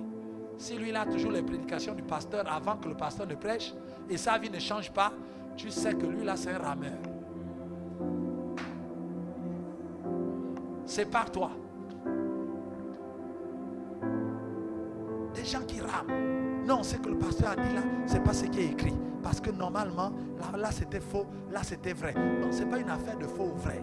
C'est pas, la Bible dit qu'il envoya sa parole, elle les guérit et elle les délivra de leurs imperfections. C'est le but du message. Le but du message, c'est pas que tu sois là comme jury pour dire ce qui est vrai, ce qui est faux. Peut-être qu'il y a ce qui est faux que j'ai dit. Mais ce qui est important, c'est qu'est-ce qui est vrai et qui te donne la vie. Parce que la parole de Dieu vient pour donner la vie. C'est pas pour faire le jury. Pour dire que oh, là, je lui donne 10 sur 10. Non, là, oh, là, c'était pas vraiment bon. Non, c'est pas comme ça. Est-ce que tu reçois la vie qui est dans la parole? Pierre a dit non. Il dit je vais sortir. Pierre s'est dégagé de la barque. Je suis venu à Port-Gentil te dire qu'il faut, il est temps que tu sortes de la barque qui te fait tourner en rond dans la vie et que tu ailles vers Jésus qui donne la véritable vie. Il a dit, Pierre a dit, ordonne que je vienne. Écoutez, Pierre n'a pas dit, les gars, vous savez que c'est moi le plus grand ici. Vous autres, vous êtes des petits, c'est moi le plus âgé. Bon, je vais vous montrer l'exemple, comment un grand marche sur l'eau. Et je vais sortir de l'eau. Pierre n'est pas sorti de la barque et allé dans l'eau seul. Pierre n'a pas joué aux puissants. Pierre n'a pas joué aux chrétiens onctionnés. Pierre n'a pas joué à quelqu'un qui est égal à Jésus. Beaucoup de gens viennent à Christ et ils veulent sortir de la barque seuls. Et maintenant que je suis chrétien, là maintenant, je crois que je déclare. Au nom de Jésus, je déclare maintenant que ma vie a changé. Et on fait crier tout le monde à l'église. Crier, déclarer. On va faire les déclarations prophétiques. C'est bien les déclarations prophétiques, on va aussi en faire. Hein? c'est très bien. Je prends juste l'exemple. Mais on va faire une déclaration prophétique. Allez, déclarez. Je suis béni. Je suis béni. Je suis prospère. Je suis prospère. J'ai réussi. J'ai réussi. Au nom de Jésus. Acclame le Seigneur. Acclame, acclame, acclame. Les gens, ils sont là. Là vraiment, j'ai réussi. Là, c'est fini. Quand je me lève, là, je suis maintenant prospère. Et il se lève. Il sort de la barque seul. Jésus ne lui a même pas dit viens. Il n'a même pas posé la question à Jésus. Mais comme il est venu un dimanche à l'église, on a dit, tu es maintenant prospère. Crie que je suis prospère. Il a crié. Il dit, c'est bon. Maintenant, il commence à se lever. Il veut maintenant aller combattre les sorciers. Il veut maintenant aller combattre là-bas. Il veut maintenant aller, même les petites affaires qu'il avait, il laisse. Il dit non, ça là, c'est plus la peine. Parce que le Seigneur a prévu quelque chose de grand pour moi. Je suis quelqu'un de grand. Parce qu'on a déclaré à l'église que j'étais grand. Nous sommes les gens de la grandeur, etc. Il est là dans les théories et il se lève. Maintenant, il veut faire les choses de grand. Le peu d'argent qu'il a, les 50 000 qu'il avait, il commence à l'acheter les costumes 3 pièces. Voilà, avec bon, même, il doit même là-bas. Et il arrive, donc, parce qu'il est maintenant dans la cour des grands. Parce qu'on lui a dit que les chrétiens ne sont pas n'importe qui. Parce que nous aussi, il faut qu'on montre au monde que nous sommes les princes, que nous sommes les princesses. Il faut qu'on ait aussi, nous aussi, on aura les mêmes voitures, on aura aussi des maisons, on aura aussi ceci, on aura aussi cela. Donc il faut, donc ça devient maintenant une concurrence avec les païens, avec les autres églises, avec les autres chrétiens, pour dire oui, ils ont construit une grande église, mais ils vont voir, nous aussi on va construire une grande église, parce que nous ne sommes pas n'importe qui. Et on est là dans cela. Et dans cette barque-là, ça devient une barque de concurrence. Pierre veut maintenant démontrer aux autres que lui n'est pas n'importe qui. Et de preuve, il va aller marcher sur l'eau. Mon frère, tu risques de te noyer. Et tu vas te noyer. Parce que si Dieu ne t'a pas appelé. Pierre a dit quoi? Il a dit à Jésus, si c'est toi qui marches sur l'eau, ordonne que je vienne. Il n'a pas dit, hey, Jésus, je peux venir. Parce que moi aussi j'ai envie là. Vraiment le cœur chauffe. Non, je sens que moi aussi, je peux mettre quand même le pied sur le... Seigneur, c'est bon, je peux mettre. Je sens que moi aussi je peux marcher sur l'eau. Il dit les disciples, regardez comment je vais marcher sur l'eau. Hey Seigneur, alléluia, il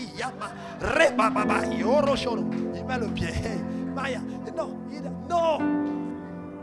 Il a attendu, il a dit, Seigneur, si c'est toi, ordonne.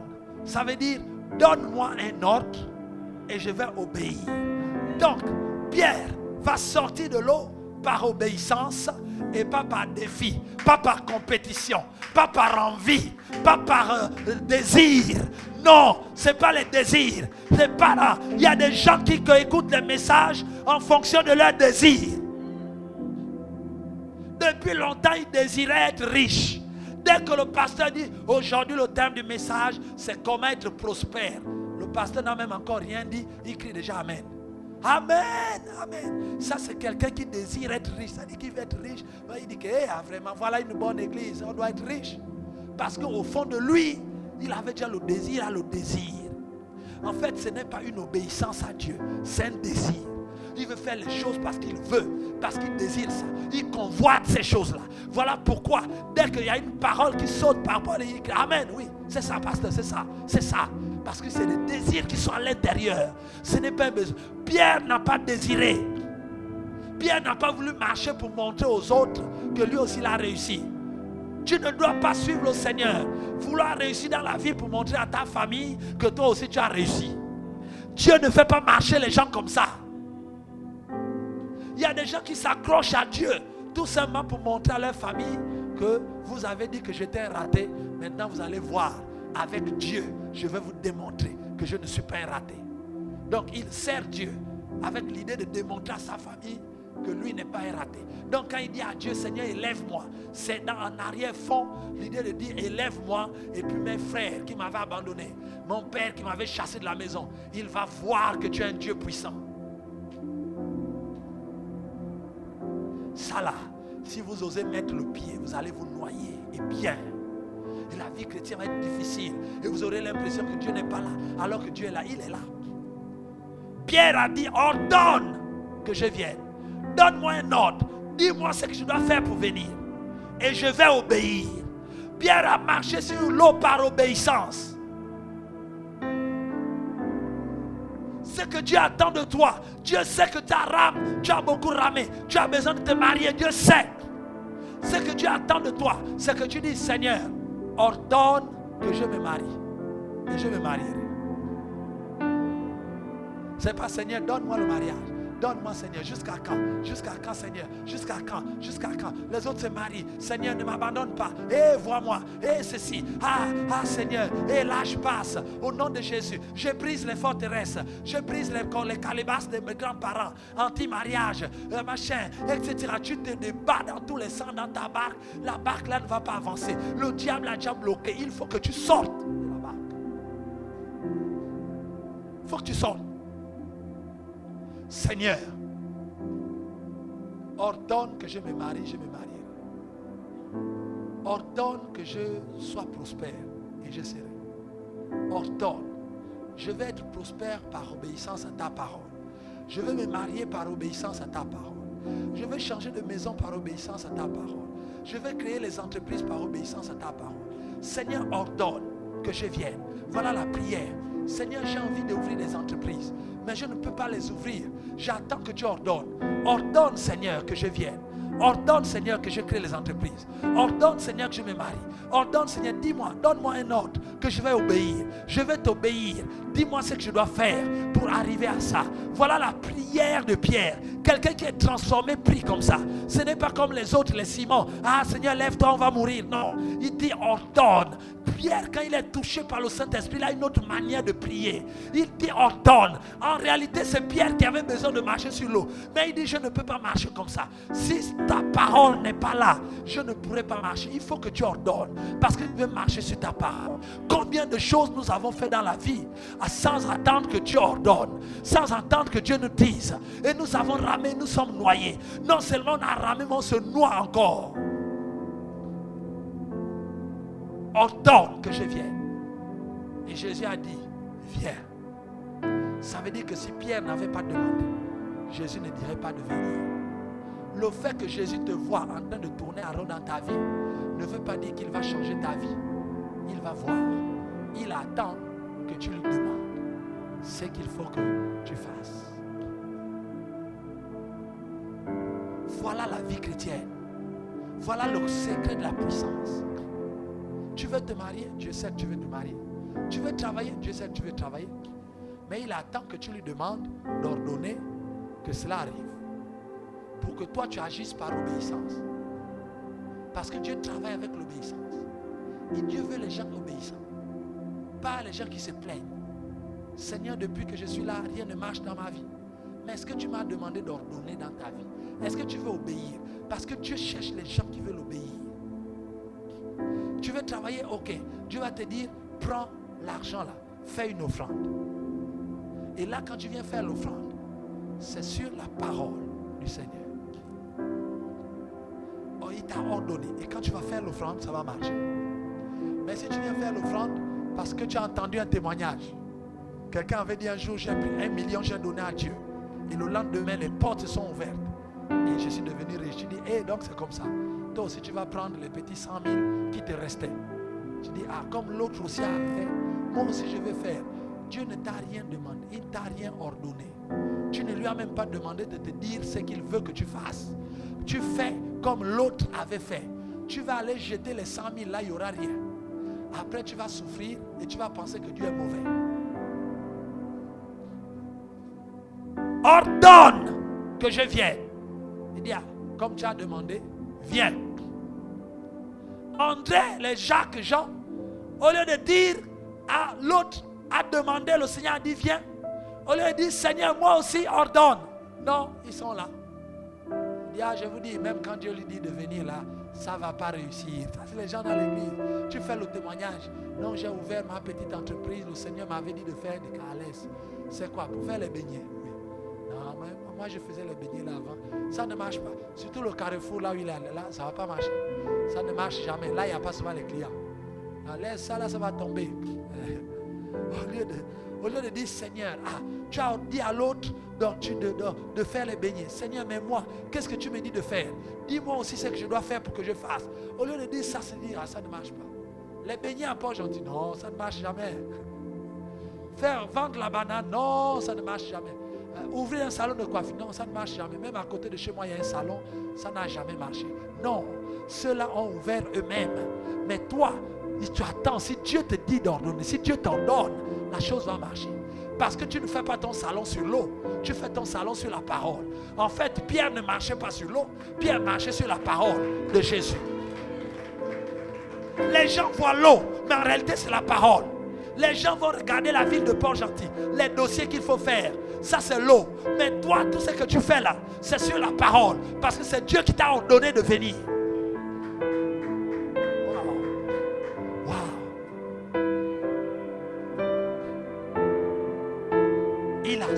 Il a marché sur l'eau. Les autres ont critiqué. Il est arrivé. Malheureusement pour lui, la tempête n'a jamais arrêté. Le fait de marcher sur l'eau ne veut pas dire que le diable va arrêter d'attaquer ta vie. Non. Ne te décourage pas. Tu fais un témoignage aujourd'hui dimanche, lundi il va attaquer. Ne sois pas découragé. Lutte. Pierre a marché sur l'eau, mais la tempête ne s'est pas arrêtée. Pierre marchait sur l'eau au milieu de la tempête et des vents forts. Mais il a marché sur l'eau. Ne regarde pas au vent fort. Ne regarde pas aux difficultés. Regarde à Jésus, à ce qu'il a dit. Tu marcheras au milieu de la tempête. À un moment donné, Pierre s'est dit, mais qu'est-ce qui se passe? Le vent est violent. Et il s'est arrêté. Il a arrêté de regarder à Jésus. Il a commencé à regarder les nuages. Ah, mais ce vent-là, est-ce qu'on va s'en sortir? Dès qu'il a dit ça, il a commencé à couler.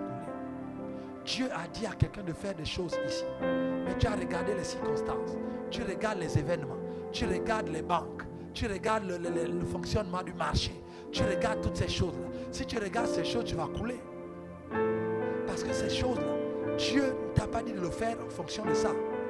Dieu t'a dit sur sa parole.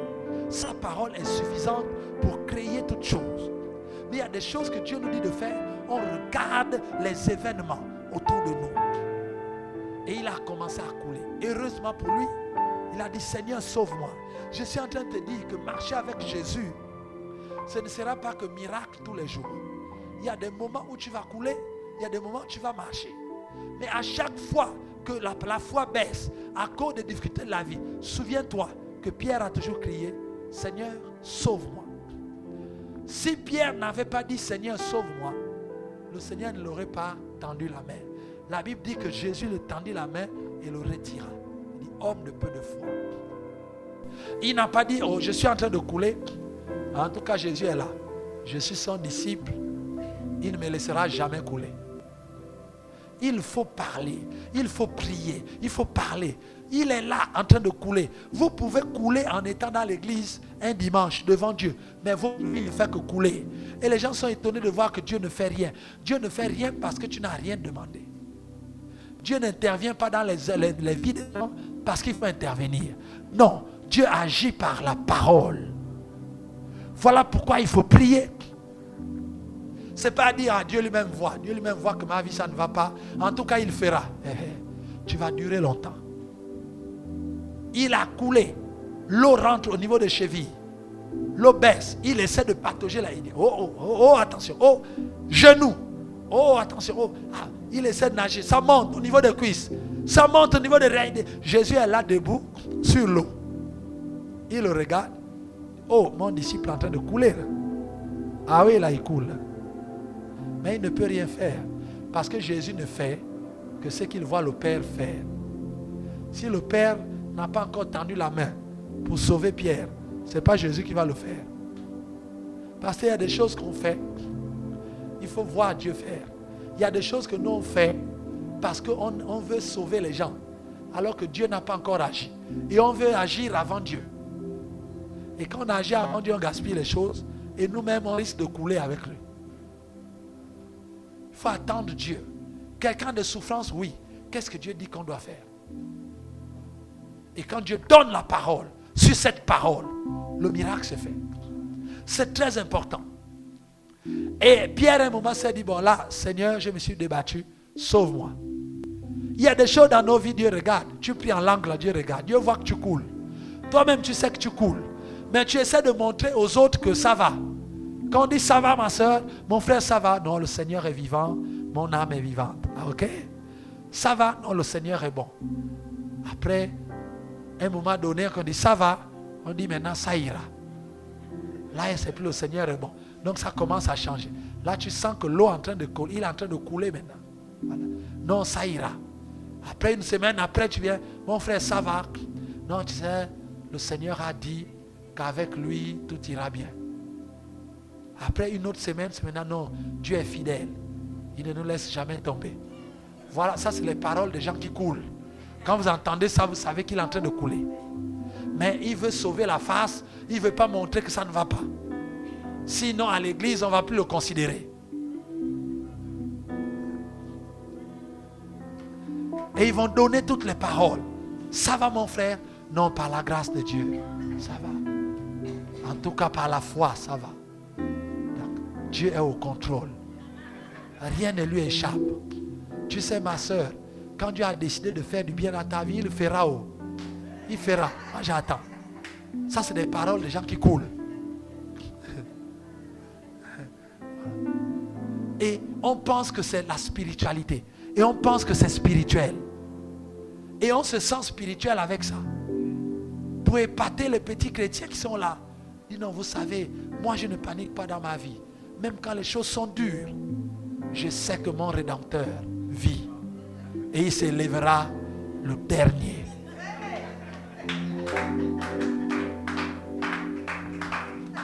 Ah non. Moi je ne veux pas que mon Rédempteur s'élève le dernier. Hein? Ça là c'est pour les Job et pour les David. Hein? Avec moi, la Bible dit que tous ceux qui croient, il leur a donné. La Bible dit en son nom tous genoux fléchissent. Donc il doit se lever maintenant. Pas après, maintenant. Je crois que c'est maintenant. C'est pas Dieu fera après, non. Maintenant. Maintenant. Voilà la véritable foi. Maintenant. Et à partir de ce moment, dès qu'il a parlé, Dieu l'a relevé. Dieu relève ceux qui reconnaissent qu'ils sont en train de couler. Que là, je ne peux plus. J'ai essayé, Seigneur, je ne peux plus. Sauve-moi. Pasteur, là, je ne peux plus. Vraiment, priez pour moi. Là, ça me dépasse. Là, Dieu étend sa main et il te tire. Mais tant que tu penses que tu peux te débattre toi-même pour sortir de l'eau, Dieu te regarde. Dieu te regarde. Et quand il est sorti de l'eau, la Bible dit, il lui a dit homme de peu de foi. Donc sa foi a été refortifiée. Mais il était déjà loin. Et la Bible dit, avec Jésus, ils montèrent dans la barque. Ça veut dire qu'ils ont encore marché sur l'eau. Le retour maintenant pour monter. Cette fois-ci, Pierre n'a plus coulé. Pierre marchait maintenant à côté de Jésus. Et les deux ont marché dans la barque, marché sur l'eau, et ils sont rentrés dans la barque. La Bible dit que tous ceux qui étaient dans la barque, c'est-à-dire les mêmes disciples du même Jésus, qui n'avaient pas osé se lever pour affronter l'adversité, pour aller dans une zone de non-confort, pour essayer par la foi quelque chose qu'ils n'ont jamais essayé. Ceux qui étaient restés dans leurs acquis, qui ont dit à mon frère, attention, les choses de Dieu là, il faut faire doucement, restons là. La Bible dit que tous ceux-là, ils se prosternaient devant Jésus. Et ils reconnurent que tu es vraiment le Fils de Dieu. Mais quand ils se sont prosternés devant Jésus, la Bible ne dit pas que Pierre s'est prosterné.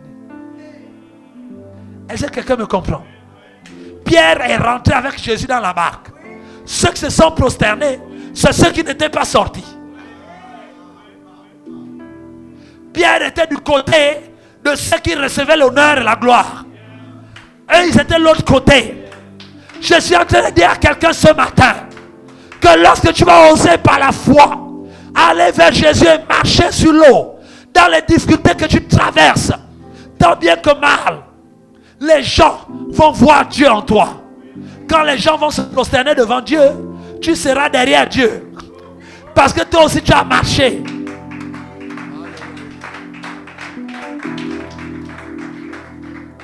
Quand les gens sont prosternés devant Jésus, en fait ce n'était pas que devant Jésus, c'était aussi devant Pierre. Parce que Pierre était à côté de Jésus. Lui aussi il a reçu l'honneur à côté. Il dit que c'est nous qui avons marché. Jésus n'a pas dit à Pierre, hé Pierre, toi tu es disciple, passe l'autre côté. Non. En ce moment-là, Pierre fait partie du miracle. Il dit que c'est nous qui avons marché. Toi, tu restes ici avec moi. Laisse-les se prosterner. Et tout le monde s'est prosterné. Gloire à toi, gloire à toi. Pendant que Jésus reçoit la gloire, Pierre aussi prend un peu à côté. Et il est là, il dit voilà, voilà ce que Dieu attend de toi. Ce que Dieu attend de toi. Les gens se prosterneront quand ils verront la gloire de Dieu en toi. C'est ce que les gens attendent de toi. Mais pour cela, ce n'est pas par les bagarres, ce n'est pas par la force, c'est par l'obéissance à Jésus que tu verras les gens qui te critiquent s'agenouiller devant toi. Les gens qui te méprisent aujourd'hui s'agenouiller devant toi à cause de ton obéissance à Christ. Ce n'est pas par la force ni par l'intelligence, mais par mon esprit, dit l'Éternel, que les montagnes se déplacent. Obéis seulement à Dieu. Continue à marcher devant Dieu. Obéis à Dieu. Ose sortir de la barque et faire ce que Dieu te dit de faire. Même si ça semble que tu vas couler, mais en réalité tu ne vas pas couler. Parce que c'est sur la parole de Dieu. Dieu cherche des obéissants. Enfin que vous rentriez dans le miracle.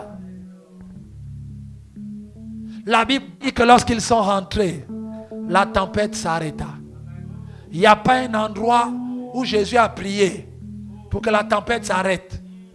Jésus n'a même pas levé la main comme la première fois. Pierre n'a pas prié. Pierre n'a pas dit à Jésus fais quelque chose.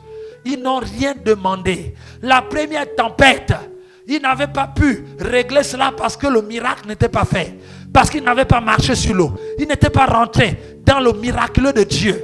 Mais dès lors qu'il est rentré dans le miracle de Dieu, la Bible dit quand ils sont revenus dans la tempête, dans la barque, cette fois-ci, il est rentré maintenant avec Jésus dans la barque. Et dès le moment où il est rentré dans la barque, le diable lui-même a compris qu'il doit arrêter. Il doit arrêter seul. La tempête s'arrêta. Sans prière, sans jeûne, sans combat spirituel. La tempête s'arrêta. Pourquoi? Parce que Jésus est rentré d'une manière miraculeuse dans la vie. Toutes les batailles que tu es en train de batailler dans ta vie, toutes ces batailles s'arrêteront. Le diable arrêtera. Le jour où tu vas commencer à obéir à Dieu. Le jour où tu commenceras à dire à Dieu, Seigneur, ordonne que je vienne vers toi. Pas vers les cellules. Non, Pierre ne voulait plus aller l'autre bord. Pierre ne voulait plus aller l'autre bord. Pierre a dit le plus grand miracle, c'est plus aller l'autre bord. Le plus grand miracle, c'est aller vers Jésus. Parce que c'est là le plus grand miracle. Ils avaient oublié d'aller à l'autre bord. Tout ce qu'ils avaient organisé dans leur vie, lorsqu'ils ont vu Jésus, ils ont changé de cap. Ils ont changé d'objectif. Ils ont changé de direction. Je suis en train de dire à quelqu'un ce matin que peut-être ton objectif dans la vie, c'est de marier. Ton objectif dans la vie, c'est de travailler. Ton objectif dans la vie, c'est de réussir. Mais lorsque tu vas rencontrer Jésus, change un peu d'objectif. Et tu verras ce que ça va faire. Pierre a changé d'objectif. Il ne voulait plus aller dans sa destinée. Il a dit, j'ai croisé Jésus, il faut que je marche sur l'eau. Il y a des choses. Laisse Dieu agir dans ta vie. Marche sur l'eau. Obéis à Dieu. Oublie un peu tes objectifs de la vie. Va vers Jésus. Et quand tu iras vers lui, dans une vie d'obéissance et de foi, les miracles vont se faire. C'est alors que Jésus montera dans ta barque qu'il montera dans ta vie. Et cette fois-ci, la tempête s'arrêtera seule. Il n'y aura plus d'obstacle à aller à l'autre bord. Tu arriveras maintenant sans palabre, sans problème. Les vagues cesseront. Quand tu mets quelque chose, ça fluctue. Tu ouvres une entreprise, ça se développe. Tu cherches, tu pries pour le mariage, tu te maries. Tu pries pour les enfants, tu as les enfants. La mer est devenue calme. Est devenue calme. Et tu navigues normalement. Tu fais une petite rame, la barque avance très vite. Une petite action, ça avance très vite. Tu plantes un peu d'oseille, ça te produit 100 000 francs. Alors que l'autre est en train de ramer. Tu ne rames plus parce que le temps de ramer est fini. Il y a un temps pour toutes choses sur la terre. Il y a un temps pour toutes choses sur la terre. Le jour où tu rencontres le Seigneur et décides d'obéir à sa parole, les tempêtes s'arrêtent et les temps changent. Laisse les tempêtes, va vers Jésus. Ne cherche pas d'abord à arrêter la tempête, mais cherche d'abord à obéir à Jésus. Voilà le principe de la réussite dans la vie et la foi chrétienne. Ne t'occupe pas de tempête, occupe-toi d'abord de Jésus. Et si tu obéis à Jésus, tu verras que les tempêtes vont s'arrêter seules.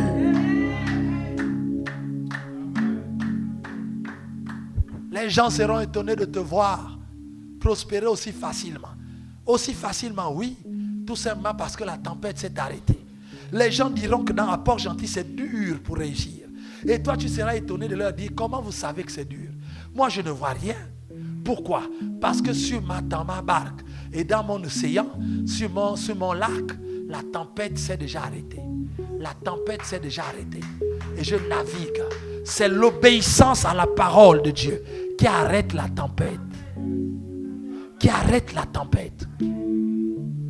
Si les disciples avaient dit à Jésus, bon, comme toi tu es là-bas, tu es sur l'eau, aide-nous à arriver au bord. Il n'allait jamais arriver. Parce que le miracle était attaché à l'obéissance de Pierre. Il fallait que Pierre obéisse, que Pierre change d'objectif. Au lieu d'aller là-bas, il y a des gens qui viennent vers Dieu, ils n'ont que leur objectif. Réussite, réussite, je vais réussir, je vais me marier, je vais ceci. C'est vrai. Arrête-toi un peu et écoute ce que Jésus dit.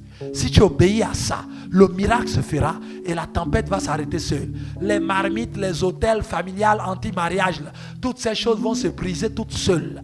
Parce que la puissance de Jésus va se manifester dans ta vie d'obéissance. Et le miraculeux de Dieu, tu vas monter maintenant avec ce miracle dans ta vie.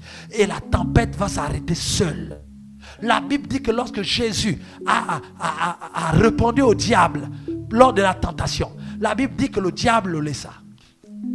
Le diable le laissa. Jésus n'a jamais poursuivi le diable. Il n'y a pas eu combat, il n'y a pas eu bagarre. Et le diable sait à quel moment laisser. Jésus lui a dit non, il est écrit. Il est écrit. Tu obéiras au Seigneur. Il est écrit. L'homme ne vivra pas de pain. Il est écrit. Tu adoreras le Seigneur ton Dieu et tu le serviras lui seul. Il est écrit. Il est écrit. Jésus, devant l'adversité, il a mis la parole. Il a mis la parole.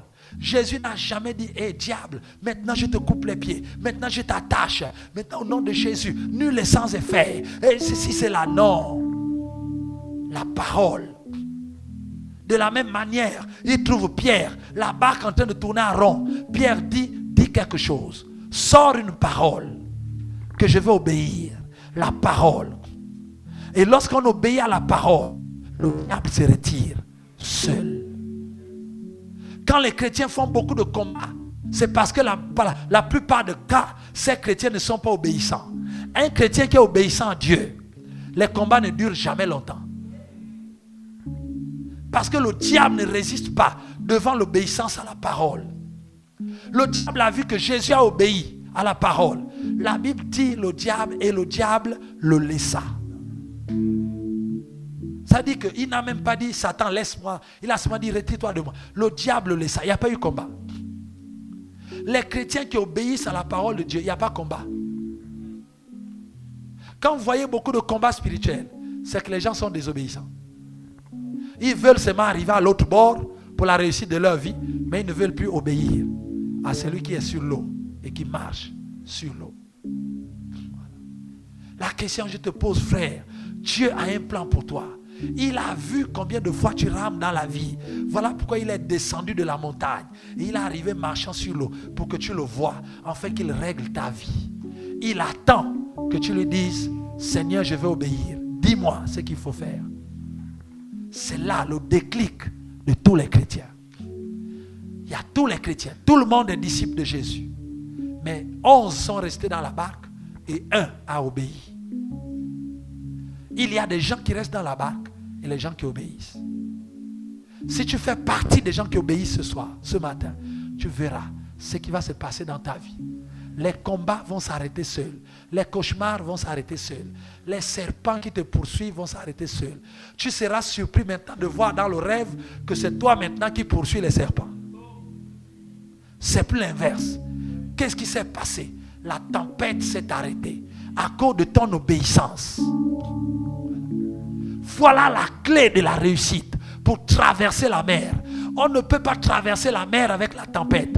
Jésus n'a jamais traversé la mer pendant la tempête. Il a toujours arrêté la tempête avant de traverser. Dans la vie, mon frère, ma soeur, il faut que le diable s'arrête si tu veux arriver à l'autre bord. Tant que le diable est actif, tu n'arriveras jamais. Voilà pourquoi tu as besoin de Jésus. C'est le seul qui est capable d'arrêter la tempête. Et tu as besoin seulement d'obéir. Il ne te demande même pas quelque chose de grand. Il te dit seulement viens. Viens à moi. Viens. Cherche-moi. Viens vers moi. Découvre qui je suis. Obéis à cette parole. Dieu ne nous demande pas les prouesses. Il nous demande seulement d'aller vers lui. De concentrer toute notre vie sur lui. Et le reste, c'est lui-même qui fait. Ça se fait seul. Voilà, aujourd'hui, je vous laisse en repartant sur Libreville. Vous restez quel type de chrétien? Ceux qui sont dans la barque, qui veulent continuer à ramer avec leur propre force, ou ceux qui se disent maintenant, Seigneur, je viens vers toi. De là, on aura le décalage. On aura le décalage. Et vous verrez la puissance de Dieu. La vie chrétienne, Dieu veut qu'on s'arrête de ramer. On a trop ramé. Dis à ton voisin que j'ai trop ramé. Il faut que ça s'arrête.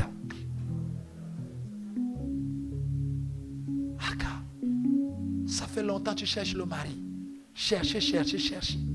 Facebook, c'est pas Facebook. YouTube, c'est pas YouTube. Crayon de beauté, c'est pas crayon de beauté. Make-up, c'est pas make-up. Tenue courte, c'est pas tenue courte. Tenue longue, c'est pas mon long. Moulant, c'est pas moulant. Tu as essayé de, tu fais que ramer. Arrête-toi un peu et commence à regarder Jésus. Commence à aller vers Jésus. Lui-même, il va arrêter la tempête. Et quand il va arrêter la tempête, c'est les gens qui vont venir se prosterner devant toi. Les maris là, ils vont arriver beaucoup. Se prosterner. Oh belle fille que tu es. Nous reconnaissons, tout le monde à genoux. Est-ce que veux-tu m'épouser? Et tu es là avec Jésus et tu regardes. Ils étaient là 11. Ils sont là, ils viennent. On ne cherche plus. On ne fouille plus. Non. Quand on obéit à Jésus, les gens viennent.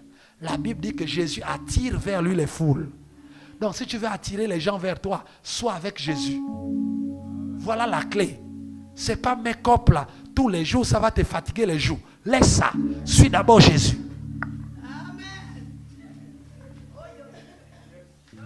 Est-ce que quelqu'un comprend? C'est lui qui attire. Voilà la clé de la réussite. Est-ce que quelqu'un veut être un Pierre ce matin? Si tu es un Pierre, j'aimerais que tu te lèves pour dire c'est fini. La tempête de la maladie a trop fait. La tempête de la pauvreté a trop fait. La tempête, j'ai trop tourné, j'ai trop lutté. Aujourd'hui, là, je m'abandonne entre les mains de Jésus. Jésus, je viens à toi. Je vais te suivre, je vais t'obéir.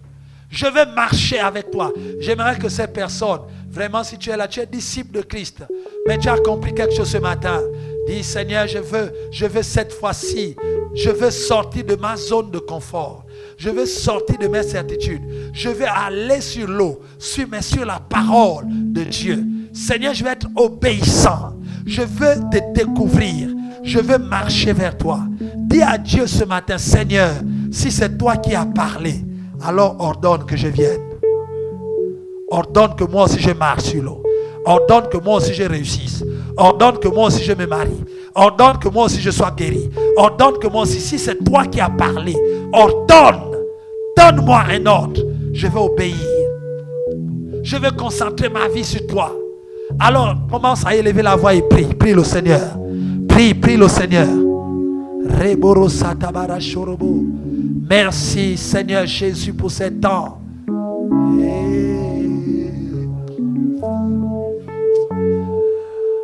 Je ne veux plus être bloqué par ce que les gens pensent. Je vais sortir de la barque. Je vais aller vers Jésus.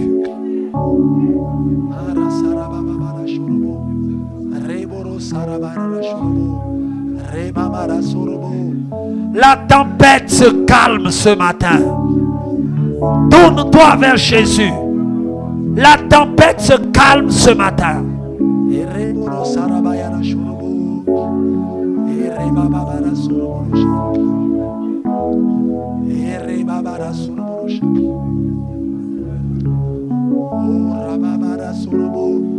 Présente ta tempête à Dieu. Chacun de nous vit une tempête. Dis à Dieu, Seigneur, regarde la tempête qui m'a fait tourner en rond, qui m'a fait perdre le temps, qui m'a fait faire des choses que je regrette aujourd'hui. Mais dis quelque chose, je veux marcher.